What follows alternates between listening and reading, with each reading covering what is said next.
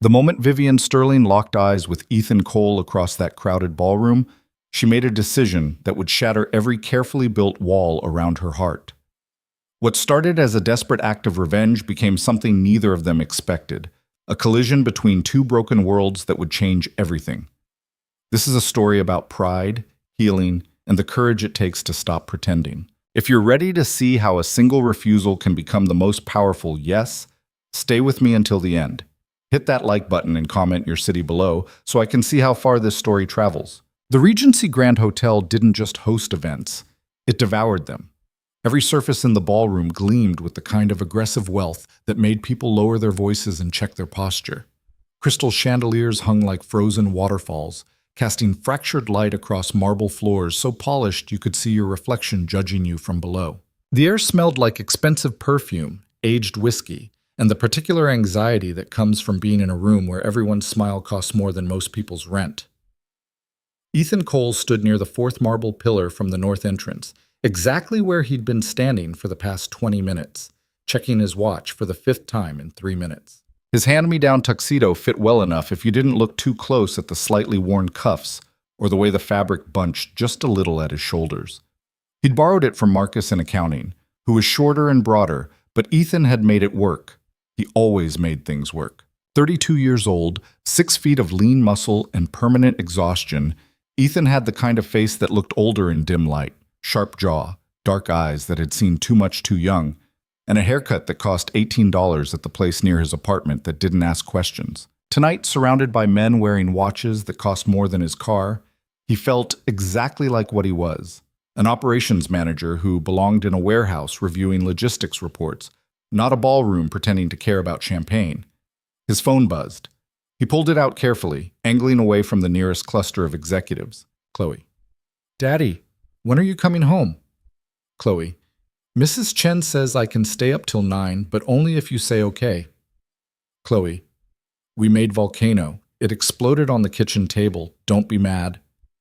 Ethan felt his mouth twitch into something almost like a smile. His daughter. 7 years old, gap-toothed, brilliant, and completely incapable of following instructions that involved baking soda and vinegar. He typed quickly.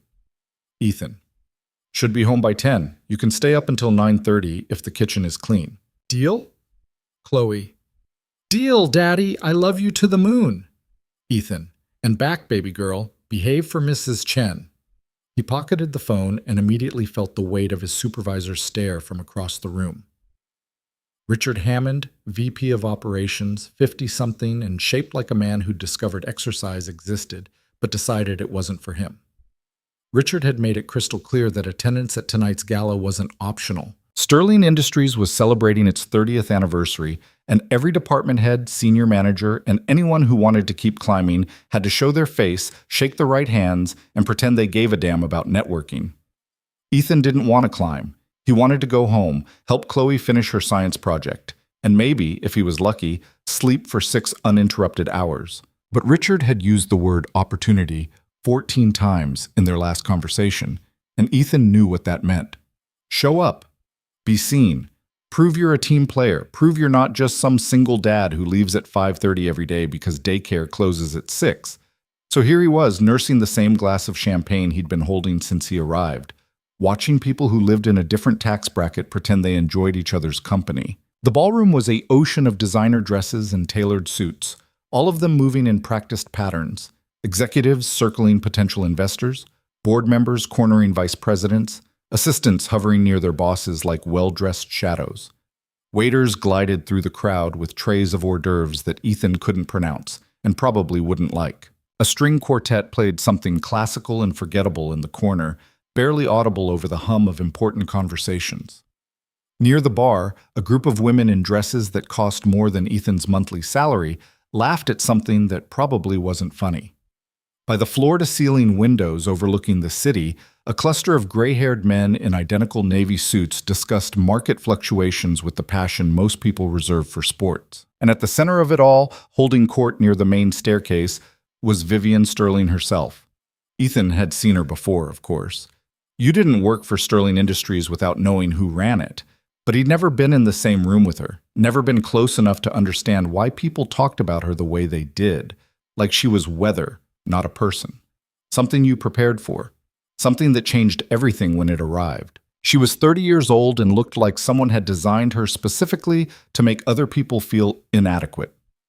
Tall, maybe 5'9" in heels that added another 3 inches, with dark hair pulled back in a style that was either effortless or cost $500, probably both. Her dress was black, simple, expensive in a way that didn't need to announce itself.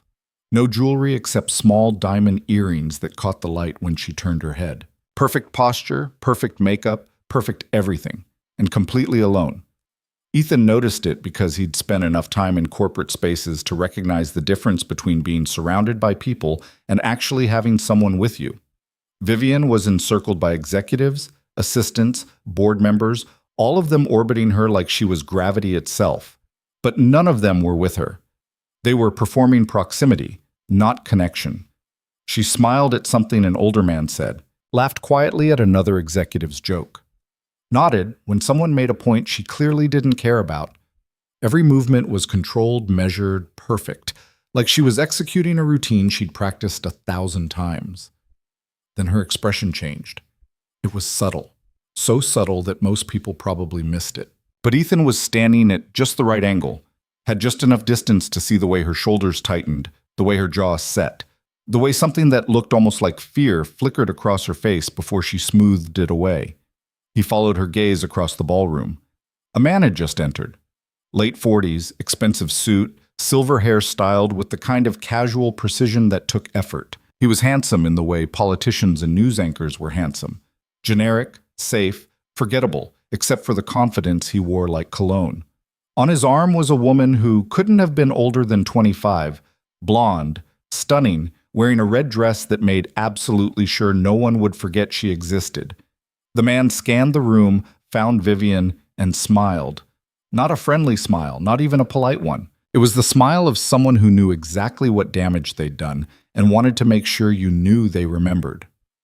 Vivian's face didn't change, but Ethan saw her hand tighten around her champagne glass, saw the way she turned slightly, creating more distance even though 30 feet already separated them, saw the way every person in her immediate circle suddenly found somewhere else to look. The older executive she'd been talking to cleared his throat. "Well, there's someone I need to speak with. Excuse me, Ms. Sterling." He left. Then another. Then a third. Within 30 seconds, Vivian was standing alone near the staircase, perfectly composed, while the man with the blonde made his way slowly across the ballroom like he had all the time in the world. Ethan didn't know the details. Didn't know who the man was, or why his presence had just cleared a 10-foot radius around the most powerful person in the room, but he knew what it looked like when someone was being hunted at their own party. He saw Vivian take a breath, saw her adjust her posture, lifting her chin slightly, preparing for impact. Then she turned and looked directly at him, not past him, not through him, at him. Their eyes met across the ballroom, and for a second Ethan forgot how to move. Her expression was completely neutral. No plea for help, no vulnerability, nothing that looked like weakness. But there was something in that gaze, something sharp and bright and desperate that made his chest tighten. She started walking toward him. Not quickly. Not like she was running away. She moved through the crowd like she was making an intentional choice, her heels clicking against marble, her expression calm, her path absolutely deliberate. People stepped aside automatically. Conversations paused. Heads turned. Vivian Sterling, CEO and owner of Sterling Industries, Billionaire, one of the most powerful women in the city, was walking directly toward Ethan Cole, who made $68,000 a year and had baking soda volcano residue on his kitchen table. She stopped 3 feet away. Up close, she was even more intimidating, not because of her beauty, though she was beautiful in that calculated, untouchable way that rich people seem to cultivate, but because of the absolute control she radiated. Every breath measured, every movement precise, like she'd turned herself into a machine that didn't make mistakes. "I need your help," she said quietly. Her voice was smooth, educated, the kind of accent that came from expensive schools and international travel. "Don't say no." Ethan blinked. "I'm sorry." "Dance with me." He stared at her. "What?" I need you to dance with me, right now, please. Ethan glanced over her shoulder. The man with the blonde was 15 feet away now, watching them with an expression that managed to be both amused and cruel. The blonde was whispering something in his ear, her eyes fixed on Vivian with the kind of interest a cat shows a bird. I don't, Ethan started. Please, Vivian said again, and this time there was something raw in her voice, something that cracked through the perfect composure. I'm asking you for one dance, that's all. He should have said no, should have made an excuse, backed away, let her handle whatever this was on her own. This wasn't his world. These weren't his problems. He had a daughter at home and a mortgage he could barely afford, and a performance review coming up next month that would determine whether he got the promotion that would finally let him stop choosing between Chloe's school supplies and his own groceries. But Vivian Sterling was looking at him like he was the only person in the room who might possibly understand what it felt like to be cornered at your own celebration. Okay, he heard himself say. Relief flickered across her face so quickly he almost missed it. She held out her hand. Ethan set his champagne glass on a nearby table and took it. Her fingers were cold, trembling just slightly. She hit it well, but he felt it the moment their hands touched, the barely controlled shake of someone holding themselves together through pure force of will. They walked to the dance floor, which was mostly empty except for two other couples moving through a slow waltz. The string quartet shifted into something softer, something romantic and entirely wrong for whatever this actually was. Ethan had learned to dance from his mother back when he was 16, and she'd insisted he needed to know how to move without stepping on a girl's feet. He'd hated it then, felt ridiculous practicing in their tiny living room while she hummed along to old records. But she'd been right, like she was right about most things he'd refused to appreciate until she was gone. He knew enough to place his hand on Vivian's waist, to hold her other hand properly, to move them into the basic pattern without embarrassing either of them. Vivian fit against him like she'd been engineered for ballroom dancing, perfect posture, perfect distance, following his lead with the kind of effortless grace that probably came from private lessons when she was 12. They moved across the floor in silence for a full rotation before Ethan spoke. You want to tell me what's happening? No, Vivian said, but thank you for this. This being one dance with a random employee? This being one dance with someone who doesn't know my history and isn't waiting for me to fall apart in public. Ethan glanced toward the man with the blonde. They'd moved to the edge of the dance floor, watching. Let me guess. Ex-husband? Vivian's grip on his shoulder tightened almost imperceptibly. Ex-husband. New fiancé. Very public divorce that became very public entertainment 6 months ago. I'm sorry. Don't be. It was my fault for trusting him. His cheating was your fault? She met his eyes. His cheating was his choice. My stupidity in missing every obvious sign was mine. They turned, moving past another couple who were completely absorbed in each other and probably hadn't noticed anything beyond their own bubble. They're still watching, Ethan said quietly. I know. You want me to help you make him jealous? Pretend we're together? Give him something to think about? No, Vivian said, and there was steel in her voice now. I want you to help me survive the next 10 minutes without everyone in this room deciding I'm a broken woman who can't handle seeing her ex move on. Ethan looked at her carefully. She was holding herself so tightly he could feel the tension radiating through every point of contact between them, his hand on her waist, her hand in his, the careful distance she maintained even as they moved together. Anyone who thinks you're broken is an idiot, he said. Something shifted in her expression. Not gratitude, not relief, something sharper, more painful. You don't know me. No, but I know what broken looks like, and you're not it. You're pissed off and hurt and trying really hard to pretend neither of those things are happening, but that's not the same as broken. Vivian was quiet for 3 full rotations. The music swelled around them, violins and cellos creating something beautiful that belonged in a different story. Across the room, Ethan could see Richard watching them with an expression he couldn't quite read. Other executives were noticing too. Whispers spreading like ripples across water. The CEO is dancing with someone. Who is he? Where did he come from? Why him? He brought her here on purpose, Vivian said finally. Her voice was so quiet, Ethan had to lean closer to hear. Knew I'd be here. Knew every board member, every investor, Every person who matters to my company would see them together.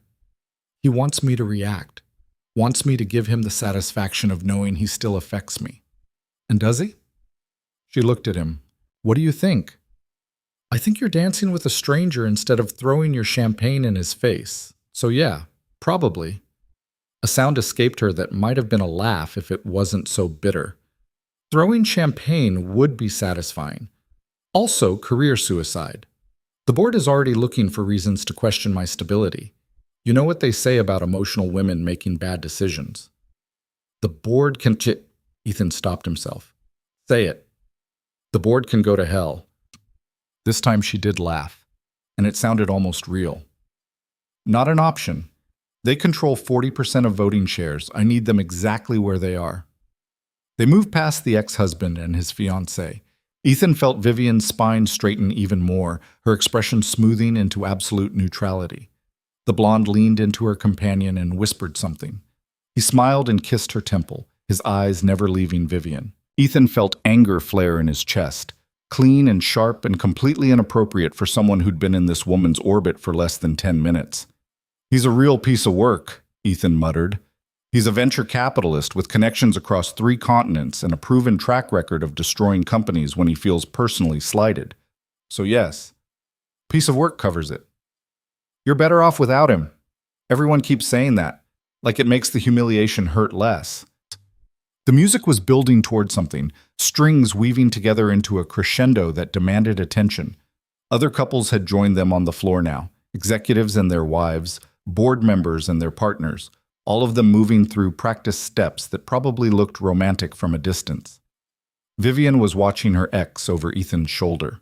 He could feel her attention split, could feel her awareness of every person in the room tracking their movements, calculating, judging, waiting. I need to ask you something, she said abruptly. Okay. And I need you to not be offended by what I'm about to offer. Ethan felt something cold settle in his stomach. That's a concerning start.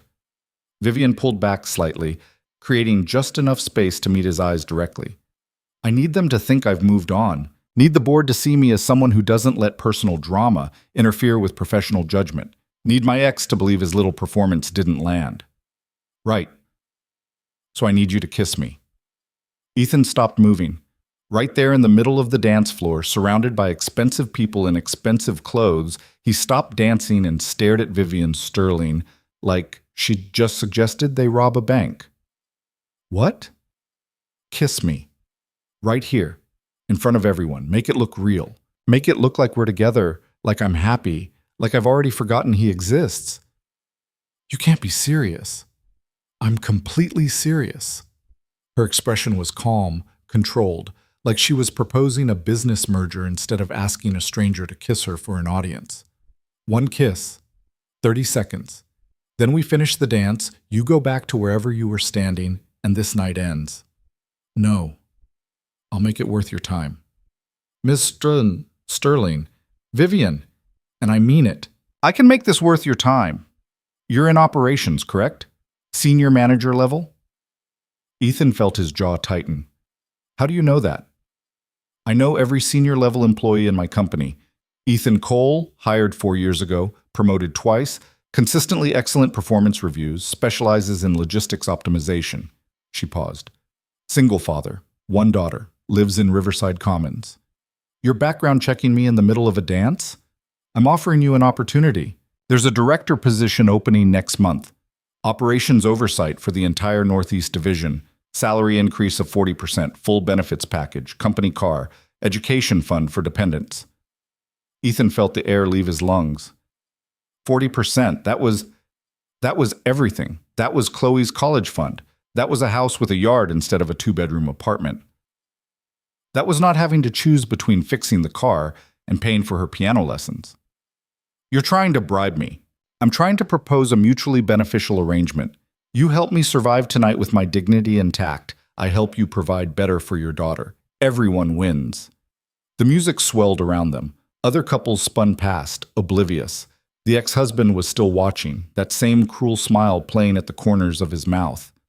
Ethan looked at Vivian Sterling, really looked at her, saw past the perfect makeup and the expensive dress and the controlled expression. saw the desperation she was trying so hard to hide, the fear, the exhaustion.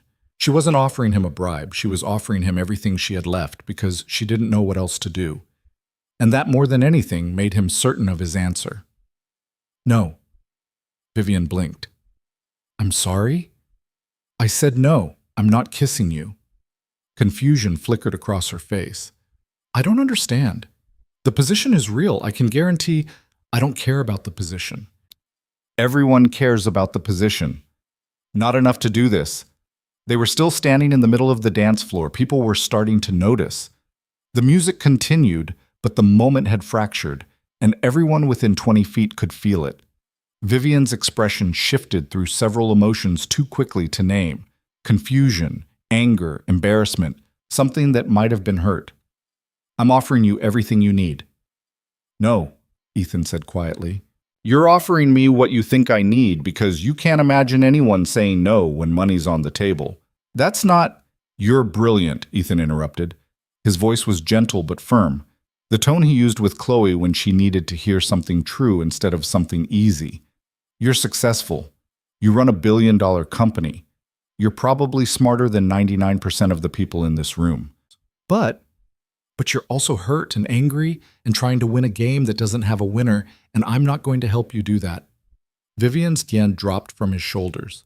She stepped back, and for a second her control slipped completely.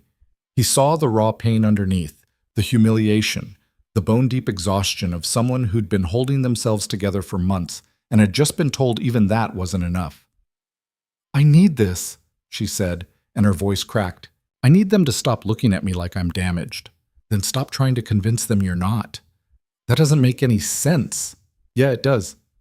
You're so focused on proving you're fine that you're making yourself into a show for people who don't deserve your energy. Your ex, the board, all these people watching right now, they don't get to decide if you're whole. That's not their call. Vivian stared at him like he'd started speaking another language. Around them, the whispers were getting louder. People were definitely watching now. The ex-husband had shifted position, moving closer, sensing blood in the water. So what am I supposed to do? Vivian asked. Just let him win? There's no winning here. There's just you deciding whether you're going to spend the rest of your life performing for an audience that wants you to fail. For a long moment, Vivian said nothing. The music filled the silence, strings and piano creating something beautiful and sad. Tears were building in her eyes. She was fighting them, but they were coming anyway. Then Ethan did something he absolutely should not have done. He held out his hand. One more dance, he said.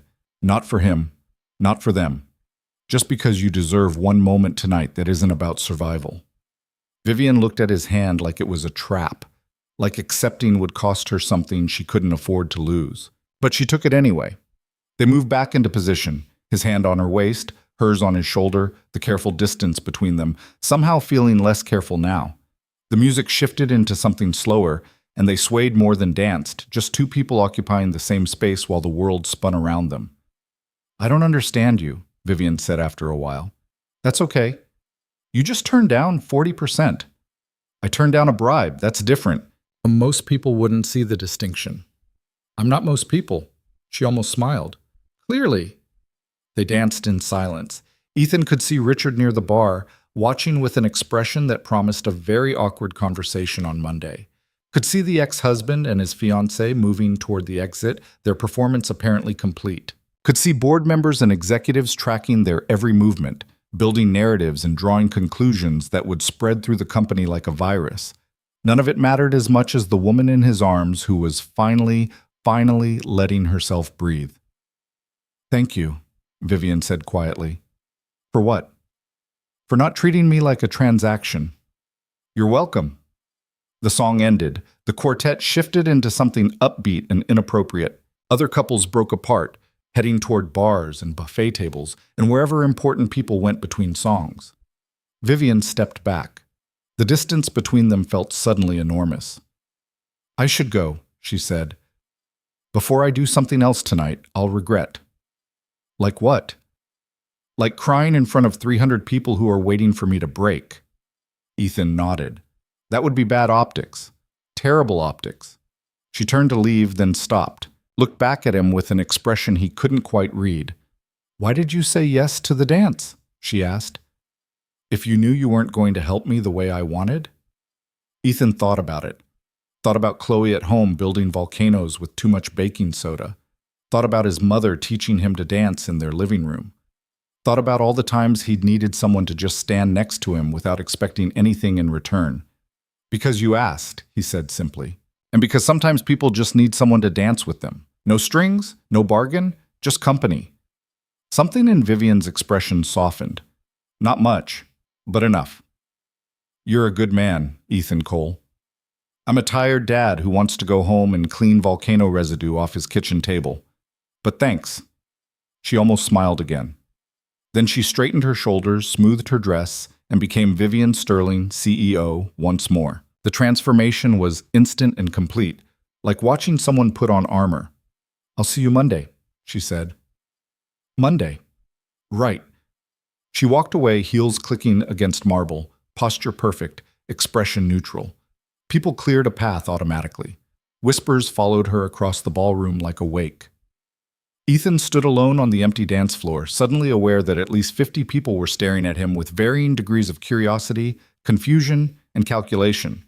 His phone buzzed. Chloe. Daddy. Mrs. Chen says the kitchen is clean, but I think she helped a lot. Don't be mad. Chloe. When are you coming home? He typed back quickly. Ethan. On my way now. Save me some volcano. He grabbed his jacket from the coat check, ignored Richard's increasingly frantic hand gestures from across the room, and walked out into the cool night air. The city sprawled below the hotel, lights stretching to the horizon like scattered stars. Somewhere out there, his daughter was probably still awake despite Mrs. Chen's best efforts, probably covered in baking soda, probably building something else that would require cleanup. Ethan took a breath that felt like the first real one he'd taken all night. His phone rang. Unknown number.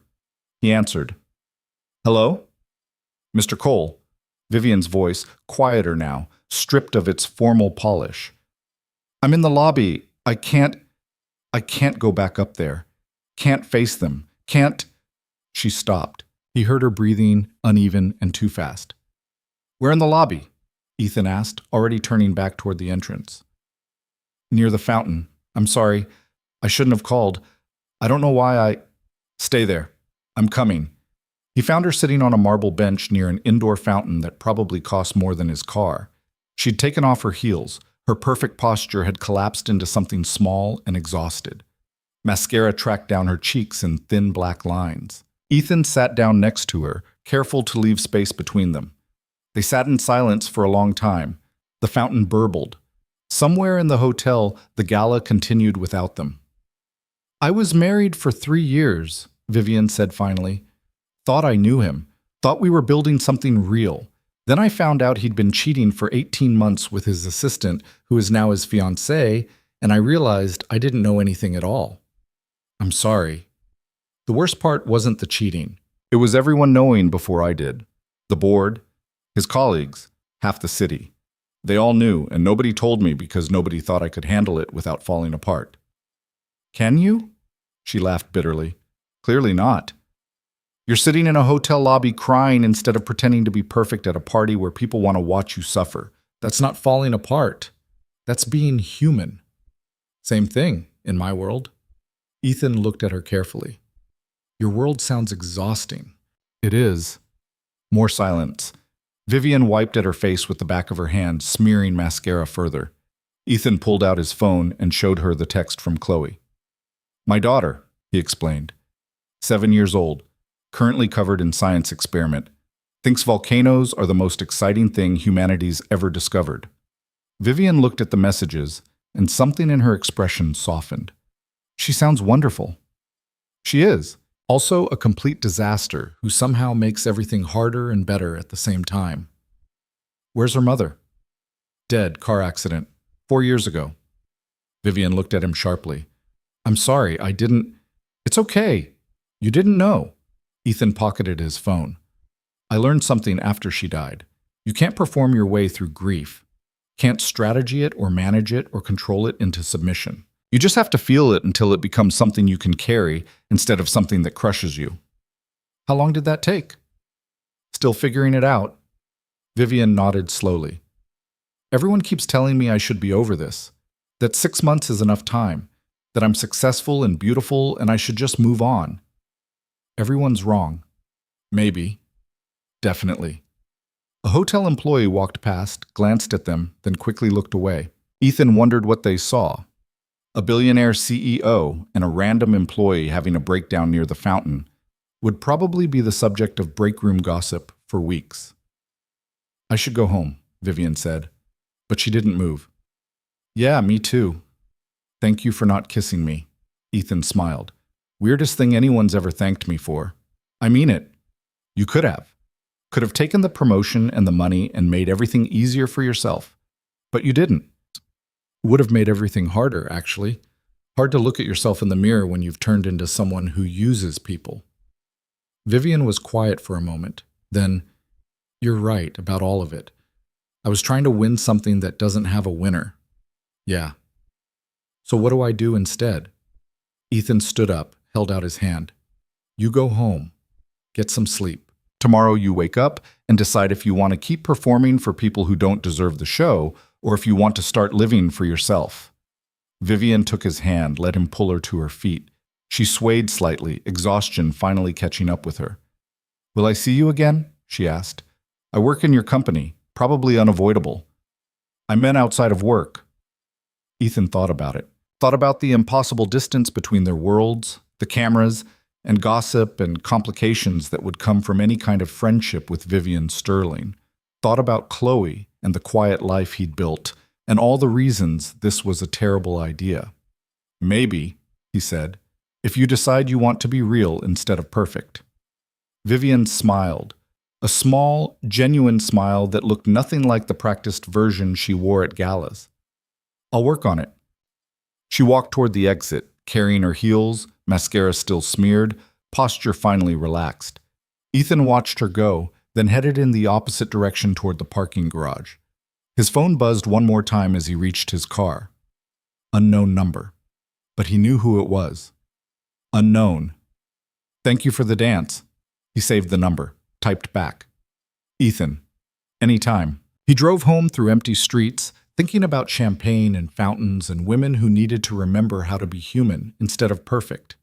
Thinking about his daughter asleep upstairs, probably sprawled across her bed with baking soda still under her fingernails.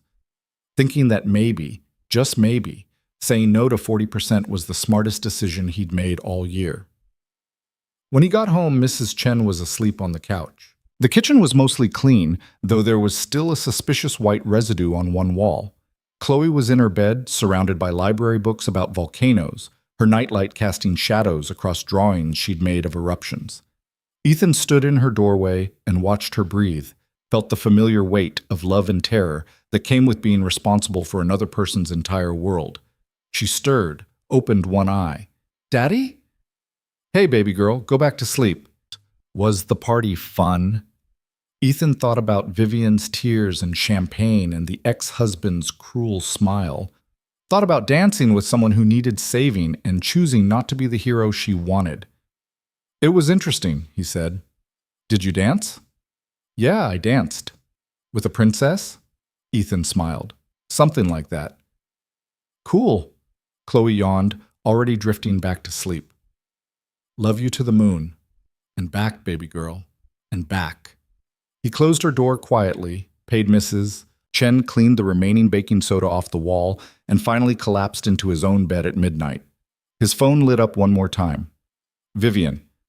I canceled tomorrow's board meeting, taking the day for myself, first time in 6 months. Vivian. Your fault. Ethan smiled in the darkness. Ethan. Good. He fell asleep thinking about fountains and factories and the strange mathematics of connection. How sometimes the best thing you can do for someone is refuse to give them what they think they need.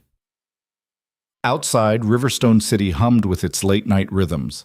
The Regency Grand Hotel emptied slowly, executives and board members filtering back to their expensive homes, their expensive lives, already forgetting about the CEO who'd left early and the employee she'd danced with. But in two separate parts of the city, in two very different beds, two people lay awake thinking about the same moment.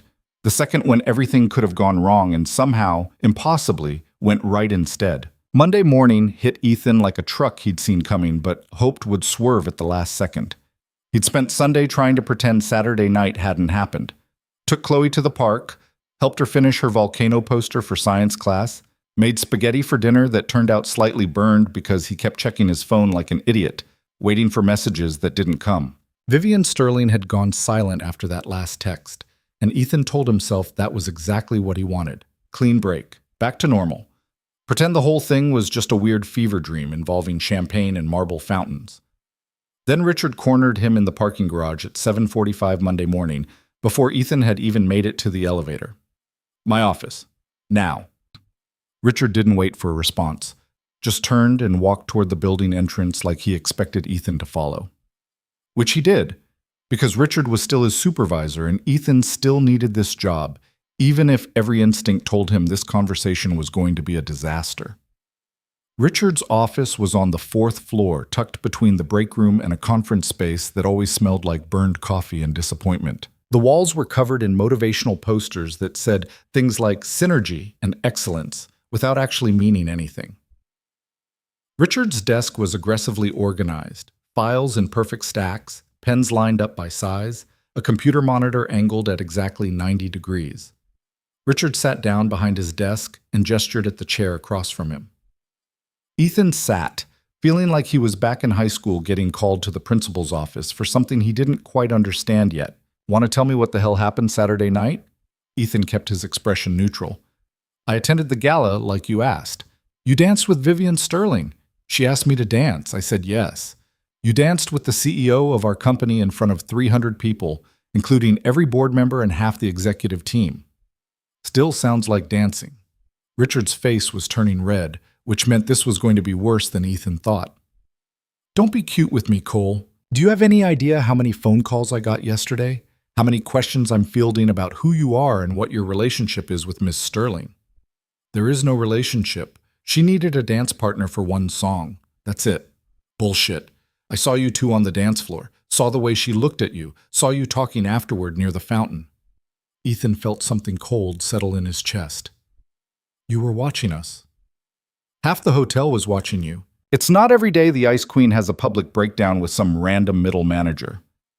She didn't have a breakdown. She had a bad night at her own party and needed 5 minutes of peace. I happened to be there. Richard leaned back in his chair, studying Ethan like he was a spreadsheet that didn't add up. You know what I think? I think you saw an opportunity and took it. Saw a vulnerable woman and decided to play hero, maybe angle for a promotion or a raise or whatever it is, guys, like you think they can get from women like her. The anger came fast and sharp, but Ethan kept it locked down. Getting mad would only prove Richard's point. Guys like me, single dads working 60-hour weeks because they need the paycheck. Nothing wrong with that, but let's not pretend you're doing this out of the goodness of your heart. I danced with her because she asked. End of story. There's never an end of story with Vivian Sterling. That woman doesn't do anything that isn't calculated 6 moves ahead, so either you're part of some plan I don't understand yet, or you're about to become collateral damage when she gets bored. Ethan stood up. Are we done? Sit down. I'm not finished. Yeah, you are. Unless you're actually firing me, I have work to do. Richard's jaw tightened. Watch yourself, Cole. You're good at your job, but you're not irreplaceable. And whatever you think happened Saturday night, it's not going to end well. Women like Vivian Sterling don't date guys like you. They use them and move on. Ethan walked to the door, then stopped, looked back at Richard, who was still sitting behind his perfectly organized desk with his motivational posters and his complete lack of understanding about how the world actually worked. You know what the difference is between you and me, Richard? I actually like people. You just see chess pieces. He left before Richard could respond, walked down to his own office, a cubicle near the loading docks that smelled like exhaust and old coffee, and tried to pretend his hands weren't shaking. His phone buzzed. Marcus. Accounting. Dude, what did you do Saturday night? Marcus? Entire building is talking about you and VS, Marcus. Call me Ethan. Ignored it. Pulled up his logistics reports and tried to focus on shipping schedules and warehouse capacity instead of the fact that he'd apparently become the subject of company-wide gossip overnight. He made it until 10:30 before his phone rang. Unknown number again, but he knew. Hello? Mr. Cole, it's Vivian. Her voice was different than Saturday night, calmer, more controlled. The CEO voice instead of the human one. Ms. Sterling, how are you? Better. Thank you for asking. I'm calling because I owe you an apology. Ethan leaned back in his chair, watching trucks load pallets through his small window. For what? For putting you in an impossible position Saturday, for trying to use you, for calling you afterward and dumping my problems on someone who didn't ask for them. You don't need to apologize for being human. Apparently I do, because I've forgotten how. She paused. Have you been getting questions? My supervisor seems to think I'm running some kind of long con to seduce you for a promotion. Vivian made a sound that might have been a laugh. Richard Hammond is an idiot. He's also my boss. Not for long. What does that mean? It means I'm moving some people around. Richard's being transferred to the Sacramento facility. You're being promoted to Director of Operations, Northeast Division. Ethan sat up straight. No. I'm sorry? I said no, I don't want the promotion. Silence on the other end, then. You're turning down a director position? If it's because you feel guilty about Saturday, yeah, I'm turning it down. I told you I wasn't interested in a transaction. This isn't guilt, it's good business. You're overqualified for your current position, and I need someone competent running operations. Richard's been coasting for 3 years. Then promote someone else. Someone who didn't dance with you at a gala. Why are you making this difficult? Why are you trying to pay me off? Vivian was quiet for a long moment. When she spoke again, her voice had shifted, less CEO, more human. Because I don't know what else to do. I don't know how to thank you for Saturday without it becoming some kind of business arrangement. That's the only language I speak anymore. Ethan closed his eyes. You want to thank me? Stop trying to fix this. Just let it be what it was. 2 people having a conversation at a bad party. No debt. No obligation, no transaction. I'm not good at that. Yeah, I'm noticing. More silence. Ethan could hear traffic in the background on her end, the distant sound of a city moving through its Monday rhythms. I meant what I said Saturday, Vivian said finally, about taking the day for myself. I went to a coffee shop, sat there for 3 hours reading a book. No phone calls, no emails. First time in 6 months I've done that. How'd it feel? Terrifying, then good, then terrifying again. Sounds about right. I kept waiting for something to collapse, for the board to call, for some crisis that proved I couldn't afford to step away. But nothing collapsed. Nothing collapsed, she confirmed, which is somehow more unsettling than if something had gone wrong. Ethan smiled despite himself. Welcome to not being in control. I hate it. Everyone does it first. How do you live like this, not knowing if everything's going to fall apart? Practice. And accepting that falling apart isn't actually the end of the world. Vivian was quiet again. Then, I'd like to see you again. Not as a thank you, not as business, just as, I don't know what to call it. Friends? Is that what we are? Ethan thought about it. Thought about the woman crying near a fountain, the carefully constructed armor she wore, the way she'd looked when she finally let herself be vulnerable. We could try, he said. See what happens. I don't have many friends. Don't really know how to do it without it becoming transactional. It's not that complicated. You just show up and be real instead of perfect. That's what you said Saturday. Still true Monday. He could hear her smile through the phone. Okay, then I'd like to try being friends with you, Ethan Cole. Fair warning, I'm probably going to be terrible at it. I have a 7-year-old daughter who thinks volcanoes should be a daily science experiment. I'm pretty sure I can handle terrible. When can I see you again? Ethan pulled up his calendar. Weekends are tough. I have Chloe full-time, and her schedule is basically my schedule. Evenings are usually homework and dinner and trying to keep a small human alive. What about Saturday mornings? What do you do then? Library? Every Saturday from 9 to 11. Chloe has a standing reservation for the science section and refuses to go anywhere else. Can I come? Ethan blinked. To the library? Yes. Unless that's weird. Is that weird? I don't know the friend rules yet. It's not weird, just unexpected. Most billionaires don't spend their Saturday mornings at public libraries. Most billionaires are boring, Vivian said. And I'd like to meet a Chloe, if that's okay. Ethan felt something shift in his chest, not quite fear, not quite hope. That's a big step. Too big? He thought about Chloe, who asked a million questions and trusted everyone until they gave her a reason not to. Thought about the disaster that could come from introducing a 7-year-old to a woman whose face appeared in business magazines and gossip columns. Thought about all the very good reasons this was a terrible idea. Riverside Library, Saturday, 9 o'clock. But Vivian? Yes? If you're doing this because you feel obligated, don't. Chloe's been through enough. She doesn't need more people in her life who are going to leave when things get complicated. I'm not going anywhere. You don't know that. You're right. I don't. But I'd like to find out. Ethan looked at the logistics reports still open on his screen, the shipping schedules and warehouse inventories that made perfect sense, that followed clear rules that never surprised him. Then he looked out the window at the loading docks, at the trucks coming and going, at the ordinary chaos of a Monday morning. Okay, he said. Saturday, 9 o'clock. And Vivian? Yes? Please don't wear the designer dress. Library story time is brutal on dry clean only clothes. She laughed. A real laugh this time, not the practiced version. I'll find something appropriate. They hung up. Ethan sat in his cubicle staring at his phone like it might explode. Marcus appeared in his doorway 3 seconds later. Okay, spill. What the hell is happening? Ethan looked up. What do you mean? Don't play dumb. You danced with Vivian Sterling on Saturday. Richard's been in meetings all morning about you. And now the rumor is you're getting promoted to director, even though you've been here half as long as people who've been angling for that position for years. I turned down the promotion. Marcus stared at him. You what?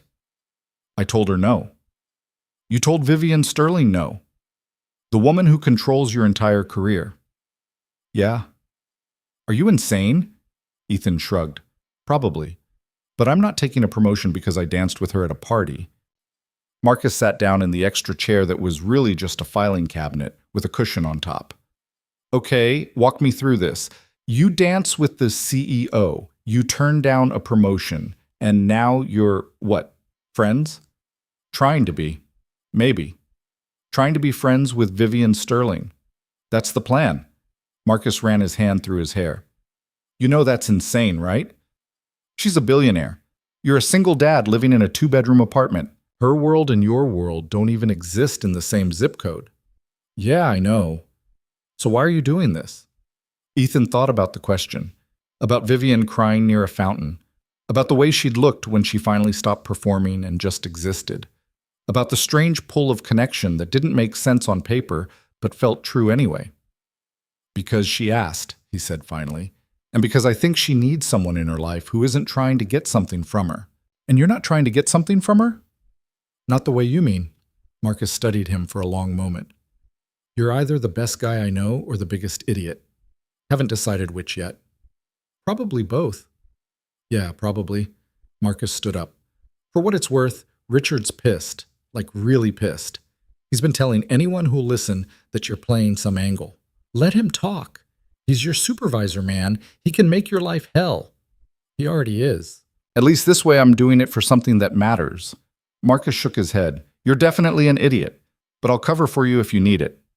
Thanks, Marcus. After he left, Ethan tried to focus on work. Failed spectacularly. His phone kept buzzing with messages from coworkers he barely knew, all of them asking variations of the same question.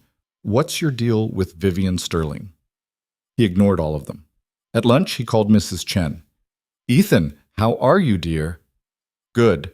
Listen, I have a weird favor to ask. Weirder than the time you needed me to help build a model volcano at 2 a.m? Different kind of weird. I'm bringing someone to the library on Saturday, someone who might be recognized. I need you to help me figure out how to make it not a circus. Someone famous? Sort of. How famous are we talking? Local news anchor or movie star? Billionaire CEO. Mrs. Chen was quiet for a second. The woman from the gala? How do you see?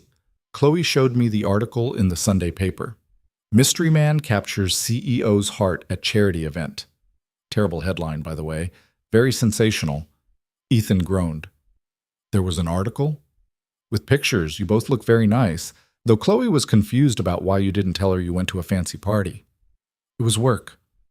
I didn't think it mattered. And now? Now it's complicated. Mrs. Chen laughed. Life usually is, dear. What do you need from me? Help making sure Saturday doesn't turn into a media event. Chloe doesn't need that kind of attention. Bring your friend. We'll handle it. Though I have to say, Ethan, this is quite the development. It's not what the papers are saying. We're trying to be friends. Of course you are. She didn't sound like she believed him. I'll see you Wednesday for pickup. And Ethan? Yeah? Be careful. Women like that exist in a different world. Chloe's already lost one mother. She doesn't need to get attached to someone who might not stick around. I know. After he hung up, Ethan sat in his car in the parking lot, eating a sandwich that tasted like cardboard, thinking about all the ways this could go wrong. His phone buzzed again. Different number this time. Unknown. This is Amanda Chen, executive assistant to Miss Sterling, Ms. Sterling has requested that all further communications regarding Saturday go through me to maintain appropriate boundaries. Please confirm the time and location of your meeting. Ethan stared at the message. Then he called Vivian directly. She picked up on the second ring. Ethan? Did you just have your assistant text me about Saturday? I thought it would be more professional. We're going to a public library, not negotiating a merger. You don't need your assistant setting up playdates. It's not a playdate. It's, what would you call it? Two people and a kid going to look at books. That's it. No assistants, no handlers, no professional anything. Vivian was quiet. I don't know how to do that. Yeah, you do. You text me directly. You show up at 9. You meet my daughter. You look at books. That's the entire plan. What if someone recognizes me? Then they recognize you. What are they going to do, arrest you for reading? They might take pictures, post them online, create narratives that aren't true. Let them. Unless you're planning to do something worth posting about. I'm trying to be your friend. Then be my friend, not Vivian Sterling, CEO. Just Vivian, the person who cried near a fountain and needed someone to talk to. He heard her take a breath. Okay, just Vivian, no assistant, no handler, just me showing up at a library. That's all I'm asking. This is harder than running a company. Yeah, being real usually is. They hung up. Ethan finished his terrible sandwich and went back inside, where Richard was waiting by his cubicle with an expression that promised nothing good. We need to talk about Saturday. I thought we already did that. New information has come to light. Ms. Sterling called me this morning, told me she's making organizational changes, said you turned down a promotion. That's accurate. Richard's face was doing that red thing again. Do you have any idea what you've done? I've been working toward that director position for 3 years. 3 years of 60-hour weeks and kissing ass and playing the political game. And you waltz in, dance with the CEO, turn down the exact position I've been gunning for, and somehow come out looking like a hero. I'm not trying to be a hero. I'm trying to do my job. Bullshit. You're trying to sleep your way to the top. The anger came back, hotter this time. Ethan stood up. Say that again. You heard me. You saw an opportunity with a lonely, desperate woman, and you took it. Don't pretend this is about integrity. Ethan stepped closer. They were almost the same height, but Richard took a step back anyway. You don't know anything about her, or me, or what happened Saturday. I know enough. I know you're playing a game you don't understand with a woman who's going to eat you alive the second you stop being useful. Get out of my office. This is my department. I don't take orders from you. Then I'll leave. Ethan grabbed his jacket, his phone, his keys, walked past Richard without looking back, made it to his car before the shaking started. Adrenaline and anger and fear all mixed together in a cocktail that made his hands useless. He sat in the parking lot for 20 minutes, breathing, trying to calm down. His phone rang. Vivian again. What did you do? I'm sorry? Richard just submitted a formal complaint about you to HR. Claims you're sexually harassing me. What the hell happened? Ethan laughed, but there was no humor in it. He cornered me, told me I was sleeping my way to the top. I told him to get out. He's filing for hostile work environment. Of course he is. Ethan, this is serious. If HR believes him, Let them believe him. I didn't do anything wrong. That doesn't matter. Perception is reality in situations like this. Then I'll find another job. Don't be ridiculous. You have a daughter to support. You can't just throw away your career because Richard's an insecure asshole. Watch me. Vivian was quiet for a moment. Don't do anything hasty. Let me handle this. I don't need you to handle it. I need you to let me deal with my own problems. This is my company, my responsibility. It's my life, my choice. Ethan, I'll see you Saturday, Vivian. 9 o'clock, Riverside Library. Just you and me and my daughter looking at books. Everything else can wait. He hung up before she could argue. Drove home even though it was only 2 in the afternoon. Called Mrs. Chen and asked if she could keep Chloe until dinner. Sat in his apartment staring at the wall, trying to figure out how his life had gotten so complicated in less than 72 hours. His phone buzzed constantly, messages from Marcus, from HR, from numbers he didn't recognize. He ignored all of them. At 5:30, he picked up Chloe. She bounced into the car, covered in finger paint and enthusiasm. Daddy, we made ecosystems. Mine has frogs and lily pads, and Mrs. Chen says it's the best one she's ever seen, but I think she says that to everyone. It probably is the best one, baby girl. Are you okay? You look sad. Ethan glanced at her in the rearview mirror, 7 years old with paint-stained fingers and her mother's eyes, seeing everything he tried to hide. Just a long day at work. Did someone be mean to you? Something like that. You should tell them to stop. That's what Ms. Rodriguez says we should do at school when people are mean. Ms. Rodriguez is right. They stopped for pizza, the cheap place near their apartment that gave them extra cheese because Chloe always complimented the owner's mustache. Ate in a booth with ripped vinyl seats and a jukebox that only played songs from the 70s. Daddy? Yeah, baby? Is the princess coming to the library on Saturday? Ethan almost dropped his pizza.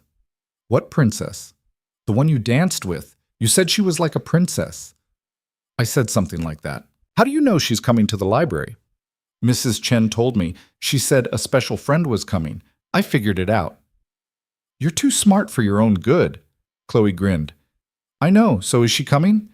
Yeah, she's coming. But Chloe, she's not actually a princess. She's just a regular person who had a bad night and needed someone to be nice to her. Like when Tommy's mom forgot to pick him up and he cried and I shared my snack? Exactly like that. Okay, I can be nice to her. I'm good at being nice. You really are. They finished their pizza. Went home.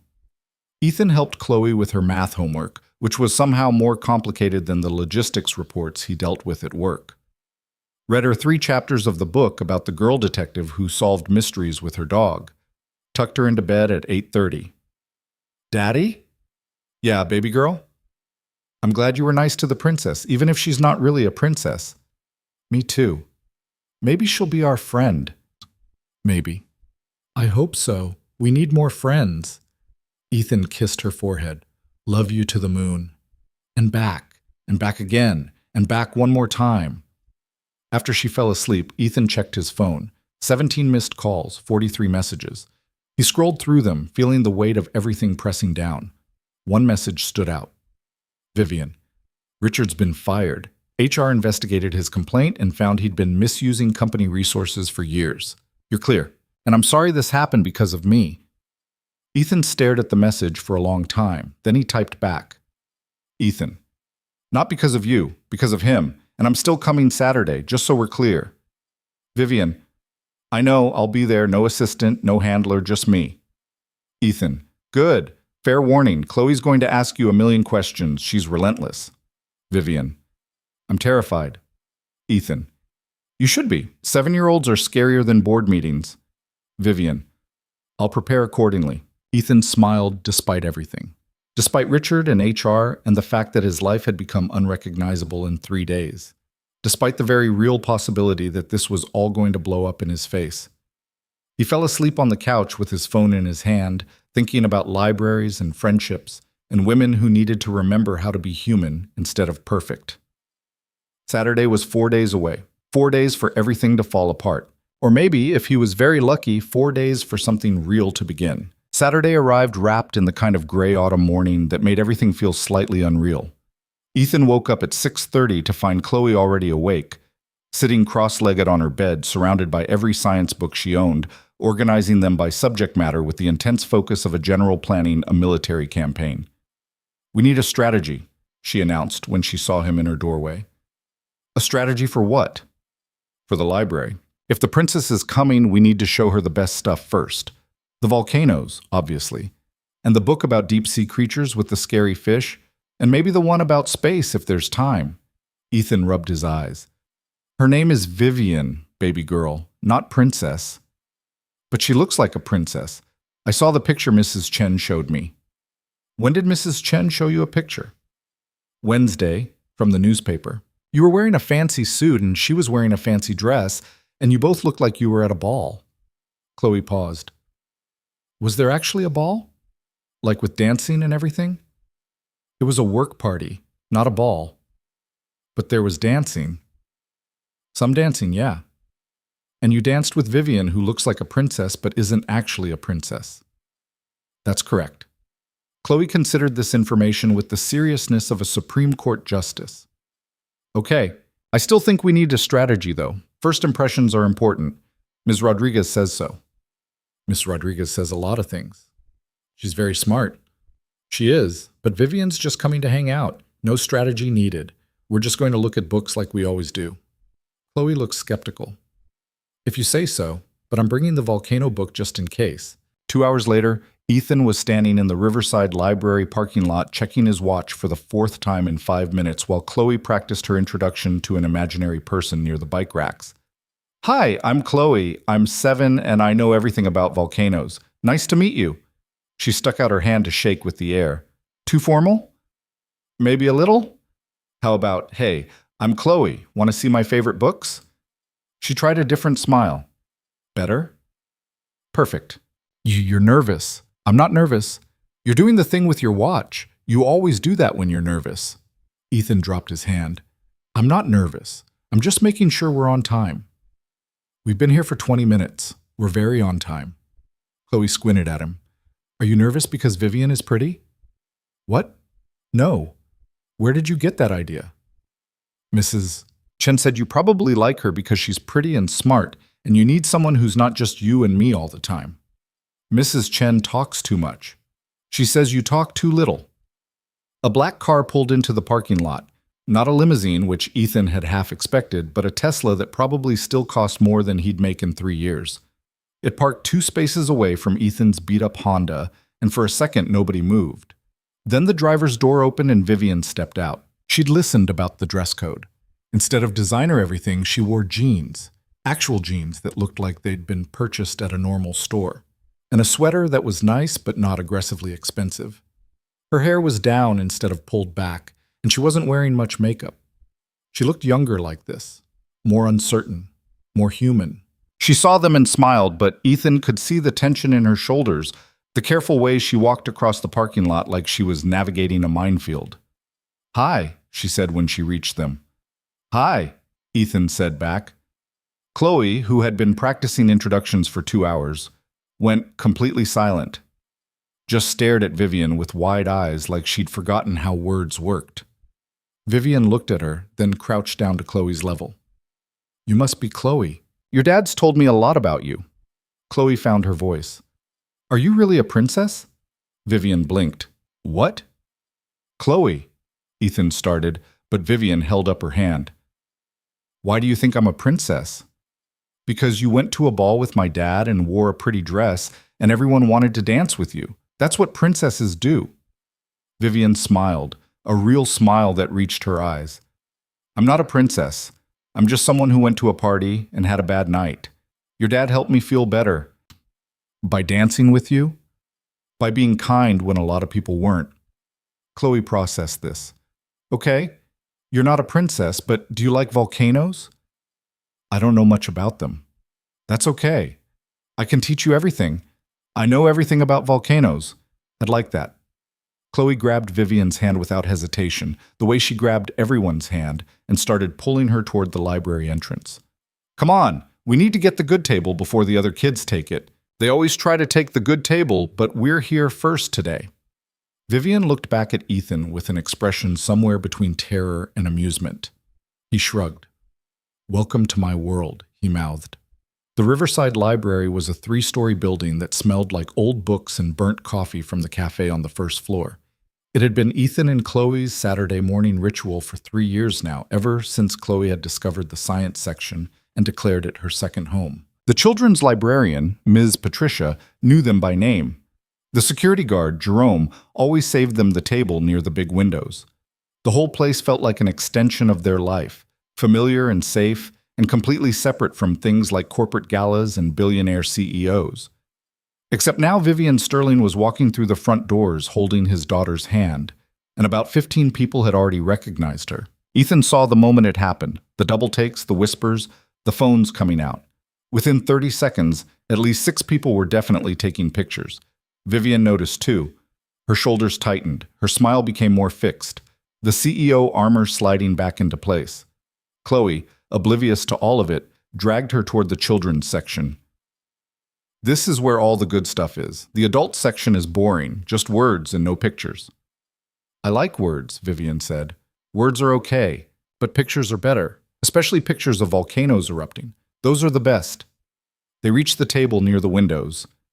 The good table, apparently. And Chloe immediately started pulling books from her backpack. The volcano book, obviously. A book about deep-sea creatures that looked genuinely terrifying. Something about space that had a pop-up of the solar system. A book about famous scientists that was definitely above her reading level, but that she loved anyway. "Okay," Chloe said, organizing everything with intense precision. "We'll start with volcanoes, because those are the most important. Then deep sea if there's time. Space is for after lunch usually, but we can move it up if you want." Vivian sat down carefully, like the chair might be a trap. "This is very organized." "I like organization. Daddy says I get it from Mom." Chloe paused. "My mom died when I was 3. I don't really remember her, but Daddy says she was really smart and really organized." Vivian glanced at Ethan, who had sat down across from them. "I'm sorry, I didn't know." "It's okay," Chloe said matter-of-factly. "It was a long time ago. Daddy says she would have liked the library too." There was a moment of silence. Ethan could see Vivian struggling with what to say, how to respond to a 7-year-old's casual mention of dead mothers. "I'm sure she would have," Vivian said finally, "especially the volcano section." "Right?" Chloe beamed. "Okay, so volcanoes. There are different types. Shield volcanoes, composite volcanoes, cinder cones. Shield volcanoes are the ones in Hawaii. They're less explodey, but they last longer. Composite volcanoes are the dangerous ones, like Mount St. Helens. That one killed 57 people in 1980. She opened the book to a page showing the eruption, complete with ash clouds and destruction. Vivian leaned in, actually interested. "That's terrifying." "It's awesome," Chloe corrected. "Terrifying, but awesome. The ash cloud went like 15 miles into the sky. 15 miles. That's higher than airplanes fly." "How do you know all this?" "Books and videos. And I did a whole project on it for school, got an A+. Ms. Rodriguez said it was college-level research." "That's really impressive." Chloe shrugged like it was nothing. "I just really like volcanoes. Most kids like dinosaurs, but dinosaurs are boring. They're dead. Volcanoes are still alive." For the next 45 minutes, Ethan sat back and watched his daughter give Vivian Sterling, Billionaire CEO, a comprehensive lecture on volcanic activity. Vivian asked questions, good questions that proved she was actually listening. Asked about pyroclastic flows and lava composition and the difference between active and dormant volcanoes. Chloe answered everything with the confidence of someone who'd spent 3 years studying a single subject. Other library patrons walked by slowly, pretending not to stare. Phones appeared and disappeared. Ethan saw Ms. Patricia watching from the front desk with an expression that suggested she knew exactly who Vivian was and was prepared to throw out anyone who made this weird. But Chloe didn't notice any of it. She was in her element, surrounded by books, teaching someone who actually cared about learning. And Vivian seemed genuinely engaged, asking follow-up questions, pointing at diagrams, laughing when Chloe described an eruption with elaborate hand gestures. "Okay," Chloe said eventually. "Deep-sea creatures now. These are scarier than volcanoes, but also cooler."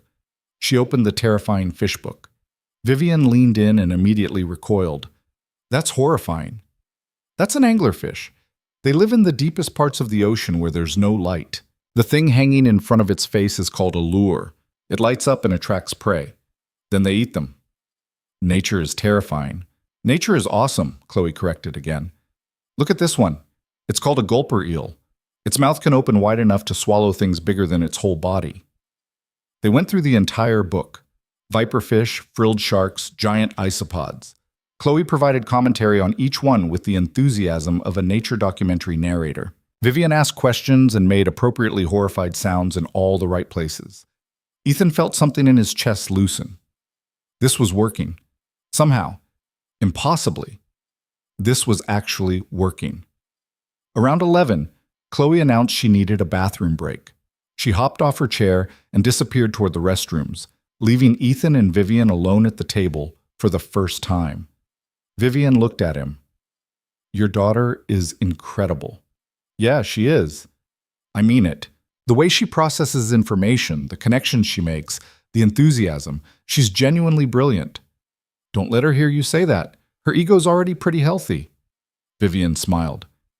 How are you doing with all this? She gestured vaguely at the room, at the people still pretending not to watch them. I'm fine. You? Terrified, excited, confused, all of it at once. That's pretty normal for hanging out with a 7-year-old. I wasn't talking about Chloe. Vivian looked down at the volcano book, still open to a picture of Mount Vesuvius. I haven't done this in years. Just sat and talked to someone without it being a negotiation or a performance. It feels strange. Good strange or bad strange? I don't know yet. She paused. Thank you for letting me come. I know this is your time with her. I know I'm intruding. You're not intruding. Chloe's been planning this since Wednesday. She's got a whole strategy. A strategy for what? Impressing you with her volcano knowledge, apparently. First impressions are important. Her teacher says so. Vivian laughed. She's definitely succeeding. Chloe came back from the bathroom at a run, which Ms. Patricia immediately corrected with a sharp, walking feet, please. Chloe slowed to an exaggerated walk, then climbed back into her chair. What'd I miss? Nothing, Ethan said. We were just talking about how smart you are. Oh, I know I'm smart, Ms. Rodriguez says I'm gifted. That means my brain works different from other kids. She looked at Vivian. Do you want to see the space book now? It has pop-ups. I would love to see the space book. They spent another hour going through the solar system, complete with Chloe's theories about aliens and whether Mars could support human life.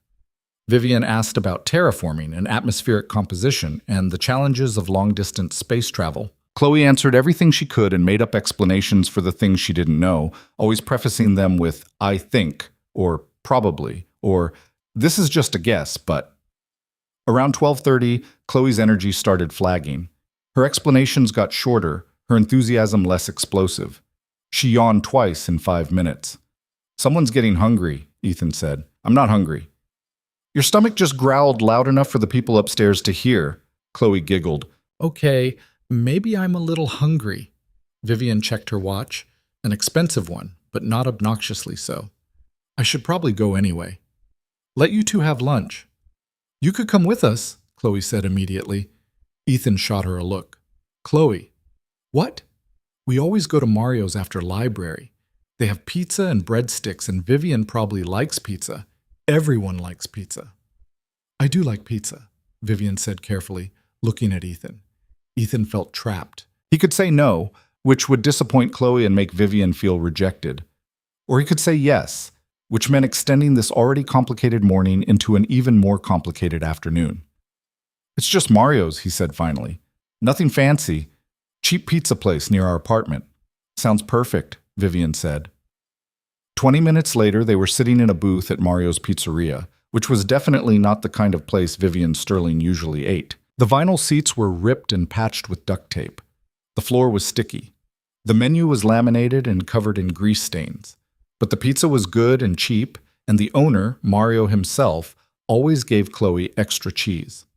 Mario came over to take their order, recognized Vivian immediately, and managed to keep his surprise mostly hidden.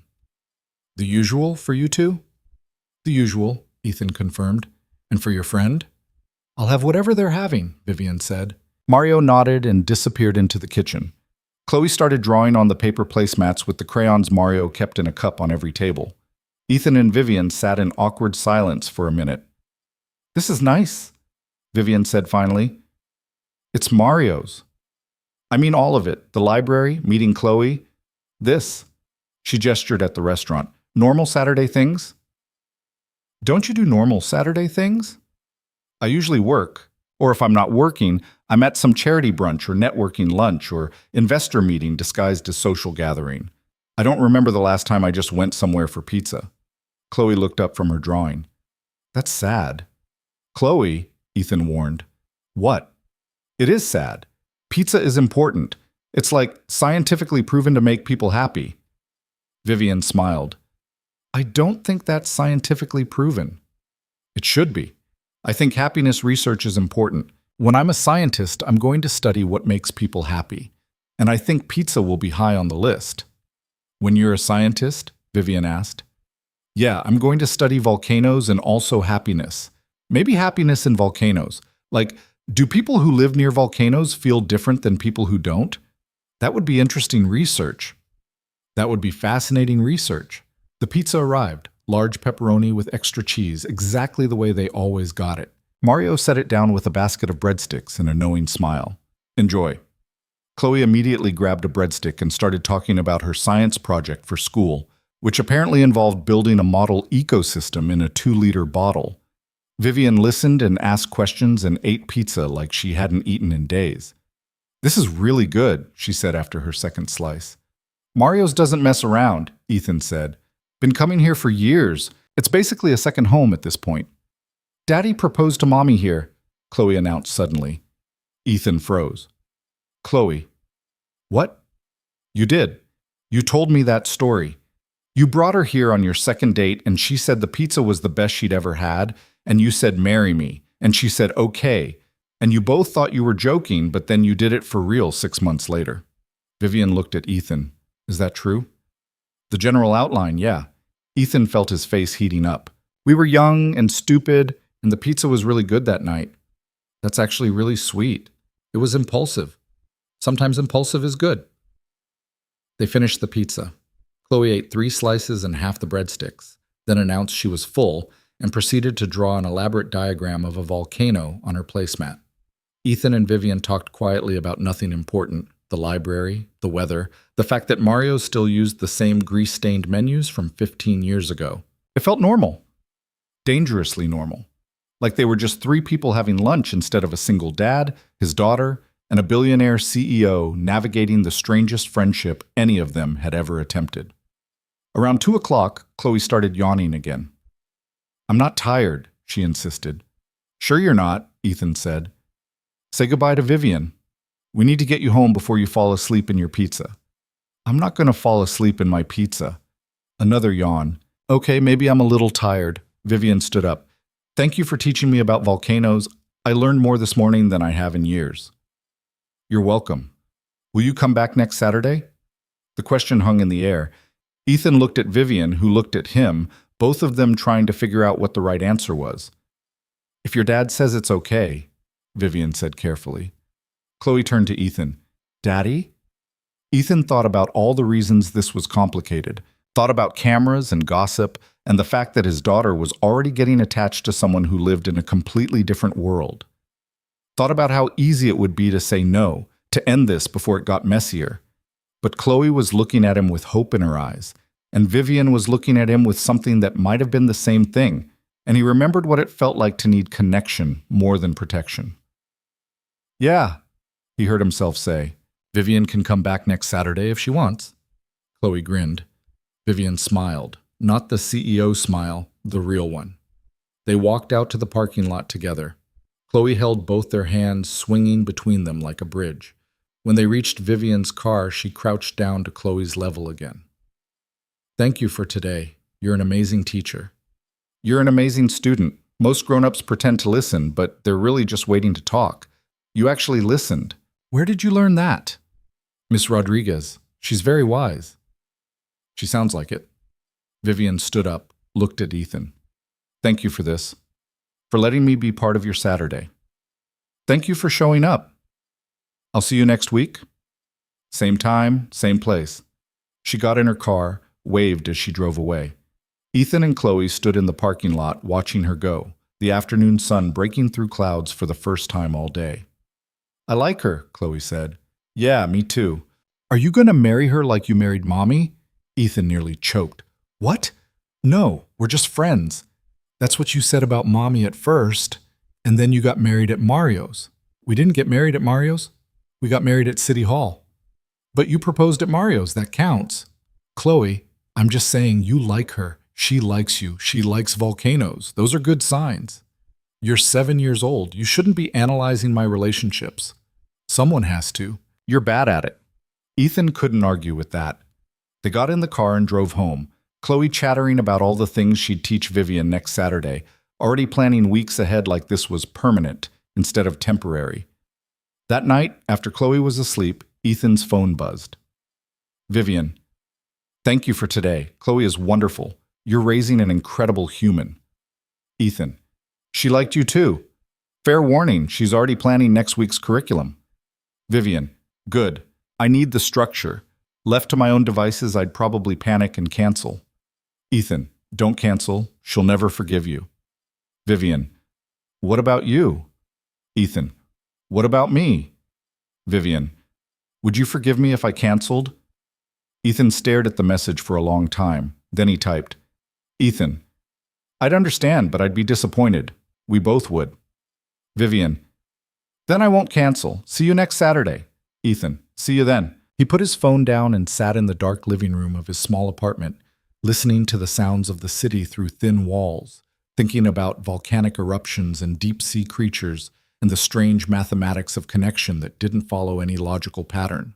Somewhere across town, in a penthouse that probably cost more than most houses, Vivian Sterling was probably sitting in similar darkness, thinking similar thoughts. The distance between their worlds hadn't shrunk. The complications hadn't disappeared. The cameras and gossip and corporate politics were all still waiting.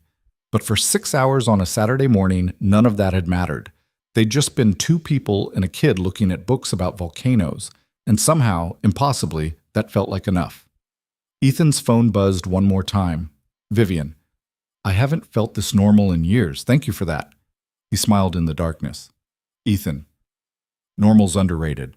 Most people don't realize it until they've lost it. Vivian, I'm starting to. Ethan, good. That means you're learning. Vivian, from a 7-year-old and her dad, not exactly where I expected to find my teachers. Ethan, best teachers usually aren't. Vivian, good night, Ethan. Ethan, good night, Vivian. He went to bed thinking about second chances and unlikely friendships and the possibility that maybe, just maybe, this wasn't going to be the disaster everyone predicted. Maybe it would be something else entirely, something real, something worth the risk. The Saturdays became a pattern, not a routine. Routines implied something predictable and safe, and there was nothing safe about a billionaire CEO showing up every week to learn about volcanoes from a 7-year-old. But it became something they all expected, something that marked the passage of weeks in a way that felt important. Second Saturday, Vivian showed up with a book about plate tectonics that cost more than Ethan's grocery budget, but that Chloe immediately declared the best book ever created by humans. They spent 2 hours talking about continental drift and earthquake zones, then went to Mario's where Chloe announced that Vivian needed to try the meatball sub because it's life-changing, scientifically speaking. Third Saturday, it rained. Ethan texted Vivian that they could reschedule, assuming she'd want to avoid the bad weather. She showed up anyway, soaking wet because she'd refused to let her driver drop her at the door. I walked from the parking garage, she explained. Seemed more normal. Chloe lent her a too-small library towel, and they spent the morning reading in companionable silence while rain hammered the windows. Fourth Saturday, Chloe had a cold. Ethan canceled, apologetic. Vivian showed up at their apartment at 10:30 with soup from a place that definitely didn't deliver to their neighborhood and a stack of nature documentaries on DVD. She sat on their worn couch while Chloe, bundled in blankets and running a low fever, provided commentary on every animal that appeared on screen. Ethan made tea in his kitchen that was still too small and watched Vivian Sterling, who ran a billion-dollar company, argue with his daughter about whether penguins were better than sea turtles.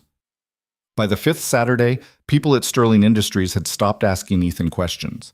Not because they'd lost interest, but because the story had settled into something the rumor mill couldn't quite figure out how to process. She wasn't dating him. They were never seen together outside library visits and occasional lunches at a pizza place. She wasn't using him. He'd turned down 2 more promotion offers and told HR he was happy where he was. They were just friends, which made absolutely no sense to anyone who understood how Vivian Sterling operated, and therefore became unremarkable through sheer confusion. The 6th Saturday arrived in late October, wrapped in the kind of cold that made you remember winter was coming. Ethan and Chloe were already at their table when Vivian walked in, and Chloe immediately noticed something was wrong. "You look sad," she announced before Vivian had even sat down. "Chloe," Ethan warned, inside voice, and maybe don't lead with that. "But she does look sad. Her eyes are different." Vivian sat down slowly. "You're very observant. Ms. Rodriguez says I notice things other people miss. Are you sad?" "I'm tired. Long week." Tired or sad tired? Because those are different." Vivian looked at Ethan. "Is she always this direct?" "Always. I've given up trying to teach her about social filters." "Social filters are for people who don't care about the truth," Chloe said. Ms. Rodriguez says a lot of things," Ethan interrupted. "Maybe we should look at books instead of interrogating Vivian about her feelings." But Chloe was already studying Vivian with the intensity of a detective solving a murder. "Did something bad happen?" Vivian was quiet for a long moment. Then, "My ex-husband is getting married next month. I found out this week." "The one from the party?" "How do you know about the party?" "Mrs. Chen told me. She showed me the picture from the newspaper. The one where you and Daddy were dancing and he was there with his new girlfriend who's now his new wife." Chloe paused. "Are you sad because you still love him?" "Chloe," Ethan said sharply, "that's enough." "What?" "It's a reasonable question." "It's a personal question that's none of your business." Vivian held up her hand. "It's okay." She looked at Chloe. "I'm not sad because I still love him. I'm sad because everyone's going to watch me not be invited to the wedding and make it into a story about how I'm bitter and broken." "Are you bitter and broken?" "Some days. Not today, though." "Good. Because being bitter and broken is boring. Ms. Rodriguez says holding on to anger is like drinking poison and expecting the other person to die." Ethan stared at his daughter. "Where does Ms. Rodriguez get these phrases?" "She's very wise. I told you that." Chloe turned back to Vivian. "You should come to my science fair next Friday instead of thinking about the wedding." Vivian blinked. "Your science fair?" "Yeah, it's at school, 6 o'clock. I'm presenting my ecosystem project, the one I told you about, with the bottle and the plants and the worms. It's really cool, and I think you'd like it, and it's way better than thinking about someone who cheated on you getting married." "Chloe," Ethan said, "Vivian's probably busy next Friday." "Are you?" Chloe asked Vivian directly. Vivian looked at Ethan, then back at Chloe. "I don't know. What day is next Friday?" "November 3rd. The science fair starts at 6. Everyone's parents come, well, most everyone's. Tommy's mom never comes because she works nights, but everyone else's parents come, and I thought maybe you could come too since you like science, and you're basically family now anyway." The word hung in the air. Family. Ethan felt something tighten in his chest. "I'm not sure I count as family," Vivian said carefully. "Why not? You come every Saturday. You know everything about volcanoes now. You argued with me about whether composite volcanoes are better than shield volcanoes for 30 minutes last week. That's family behavior." "Chloe has very specific definitions of family," Ethan said.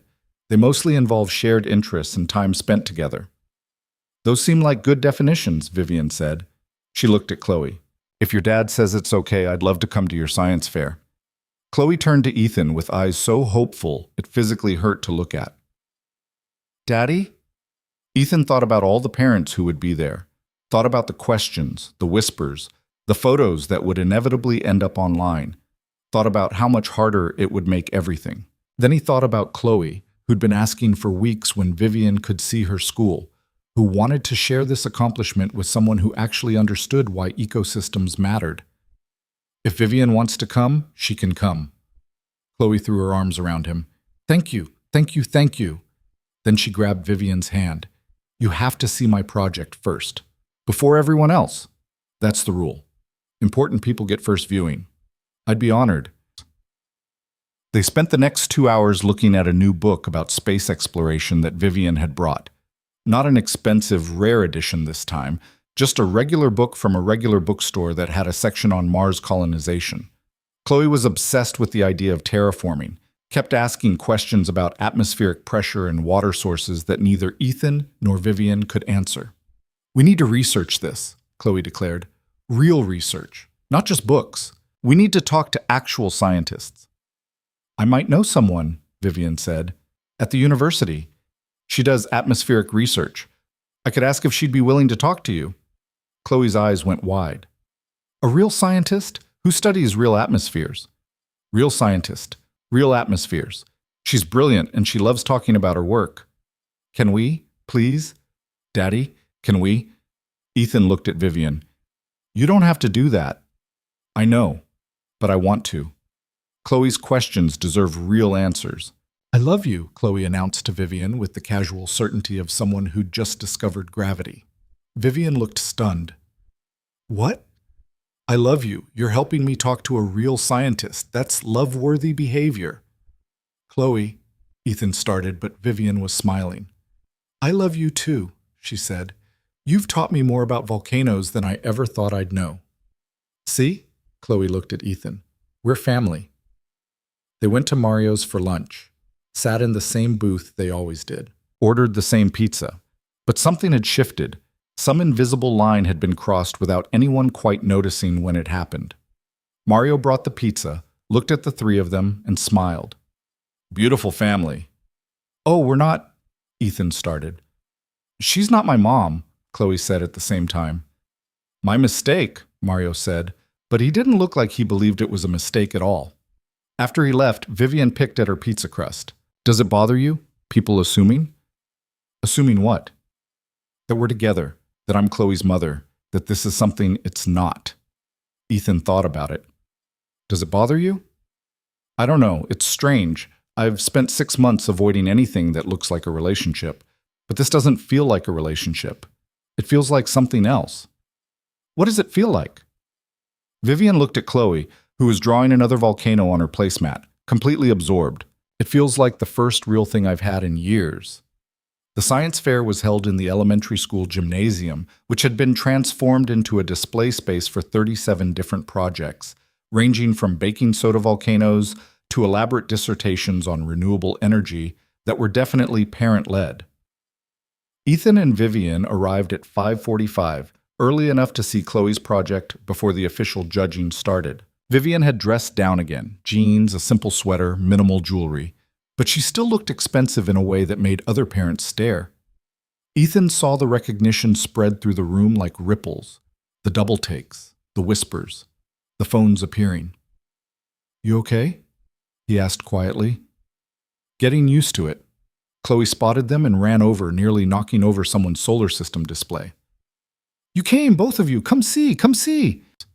Her project was set up in the corner, a 2-liter bottle cut in half, filled with layers of soil and plants, and what appeared to be several earthworms. A handwritten poster explained the ecosystem components, the carbon cycle, the nitrogen cycle, and included hand-drawn diagrams that were surprisingly accurate. This is incredible, Vivian said, leaning in to examine the worm activity. The worms are the most important part. They break down organic matter and create nutrients for the plants.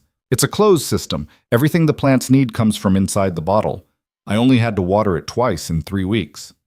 How did you know how much water to add? Trial and error. I killed the first one by overwatering. The second one died because I didn't put enough soil. This is version 3. Scientific method in action. Exactly. Ms. Rodriguez says real science is mostly failure until you figure it out. Other parents were starting to notice who was standing at Chloe's table. A woman in expensive athleisure wear approached with her daughter, both of them staring at Vivian like she was a zoo exhibit. Excuse me, the woman said. Are you Vivian Sterling? Vivian's expression smoothed into something neutral. I am? I'm Jennifer Harris. My daughter Sophia is in Chloe's class.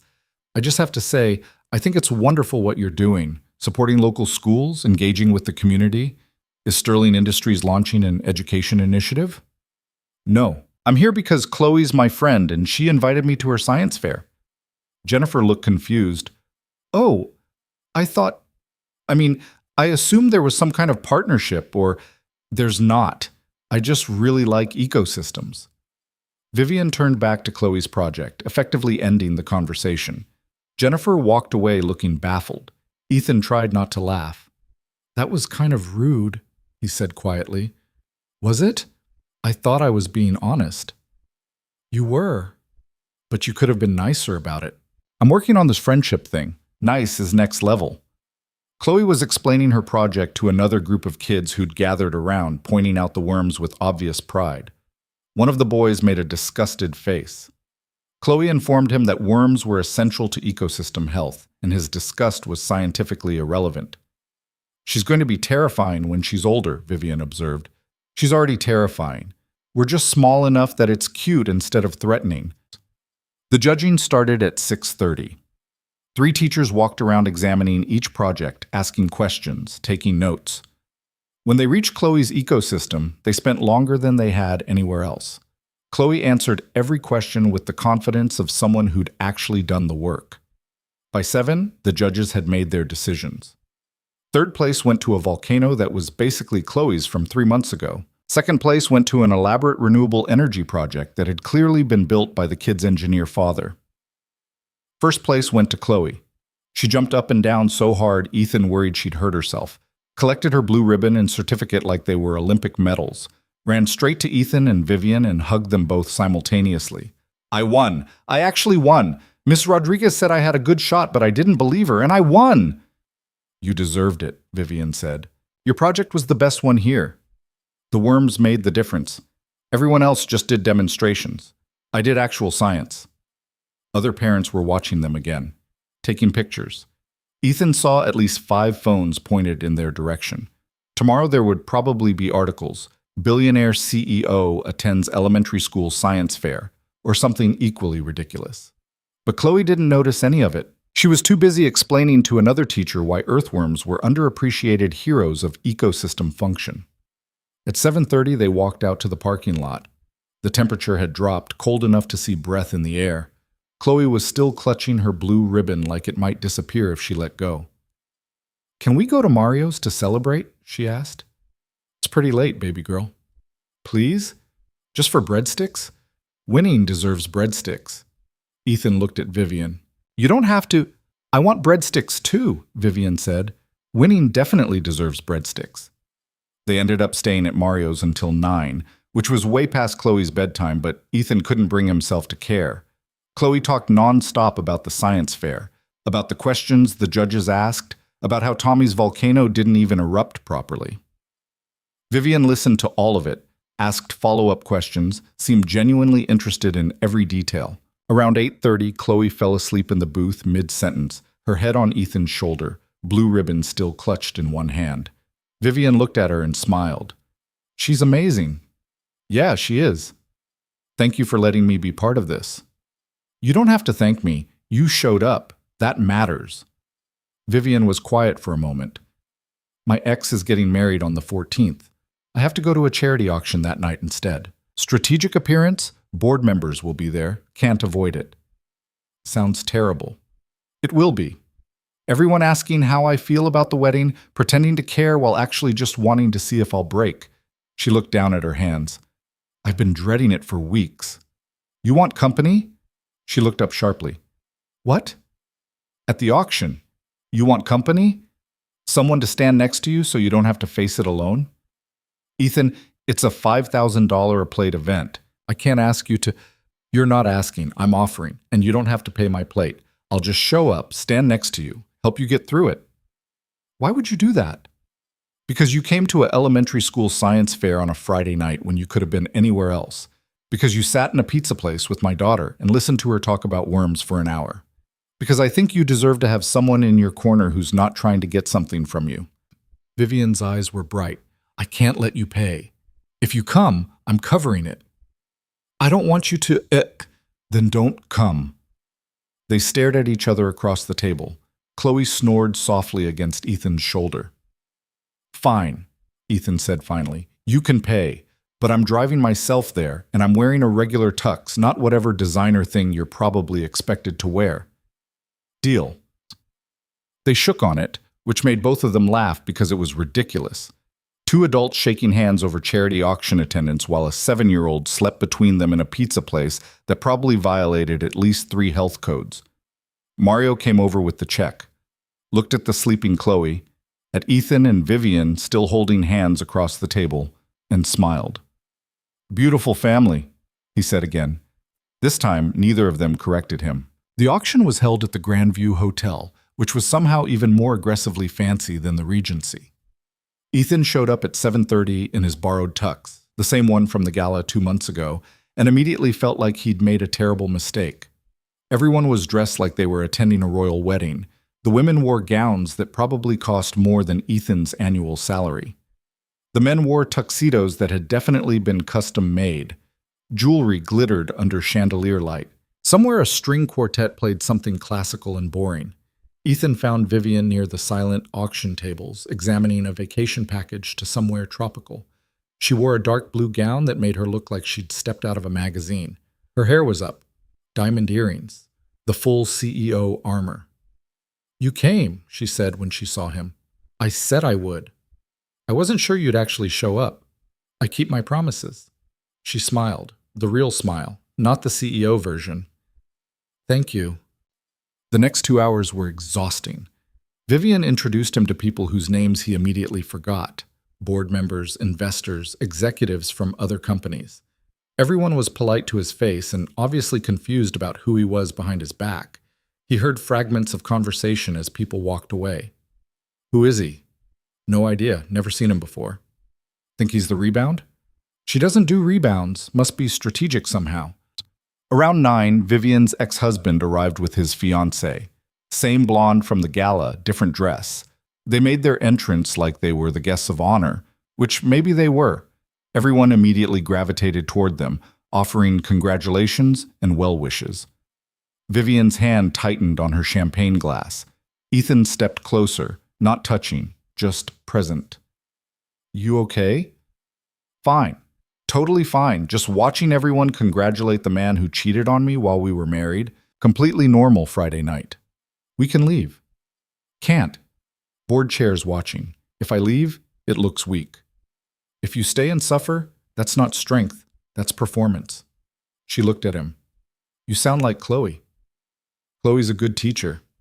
The ex-husband spotted them, smiled that same cruel smile from the gala, started walking over with his fiancée on his arm.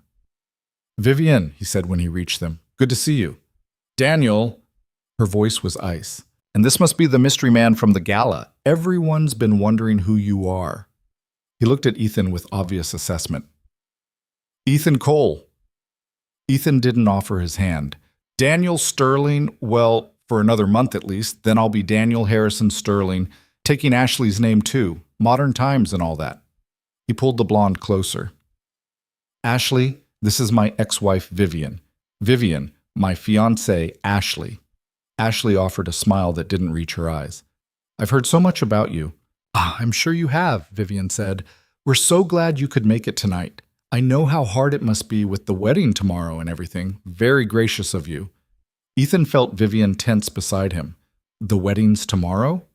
Oh yes, we moved it up, last-minute decision, more intimate that way. Daniel was enjoying this. Didn't you get the announcement? No, must have gotten lost in the mail. Such a shame. Well, we'd invite you, but it's very small. Just close friends and family. You understand?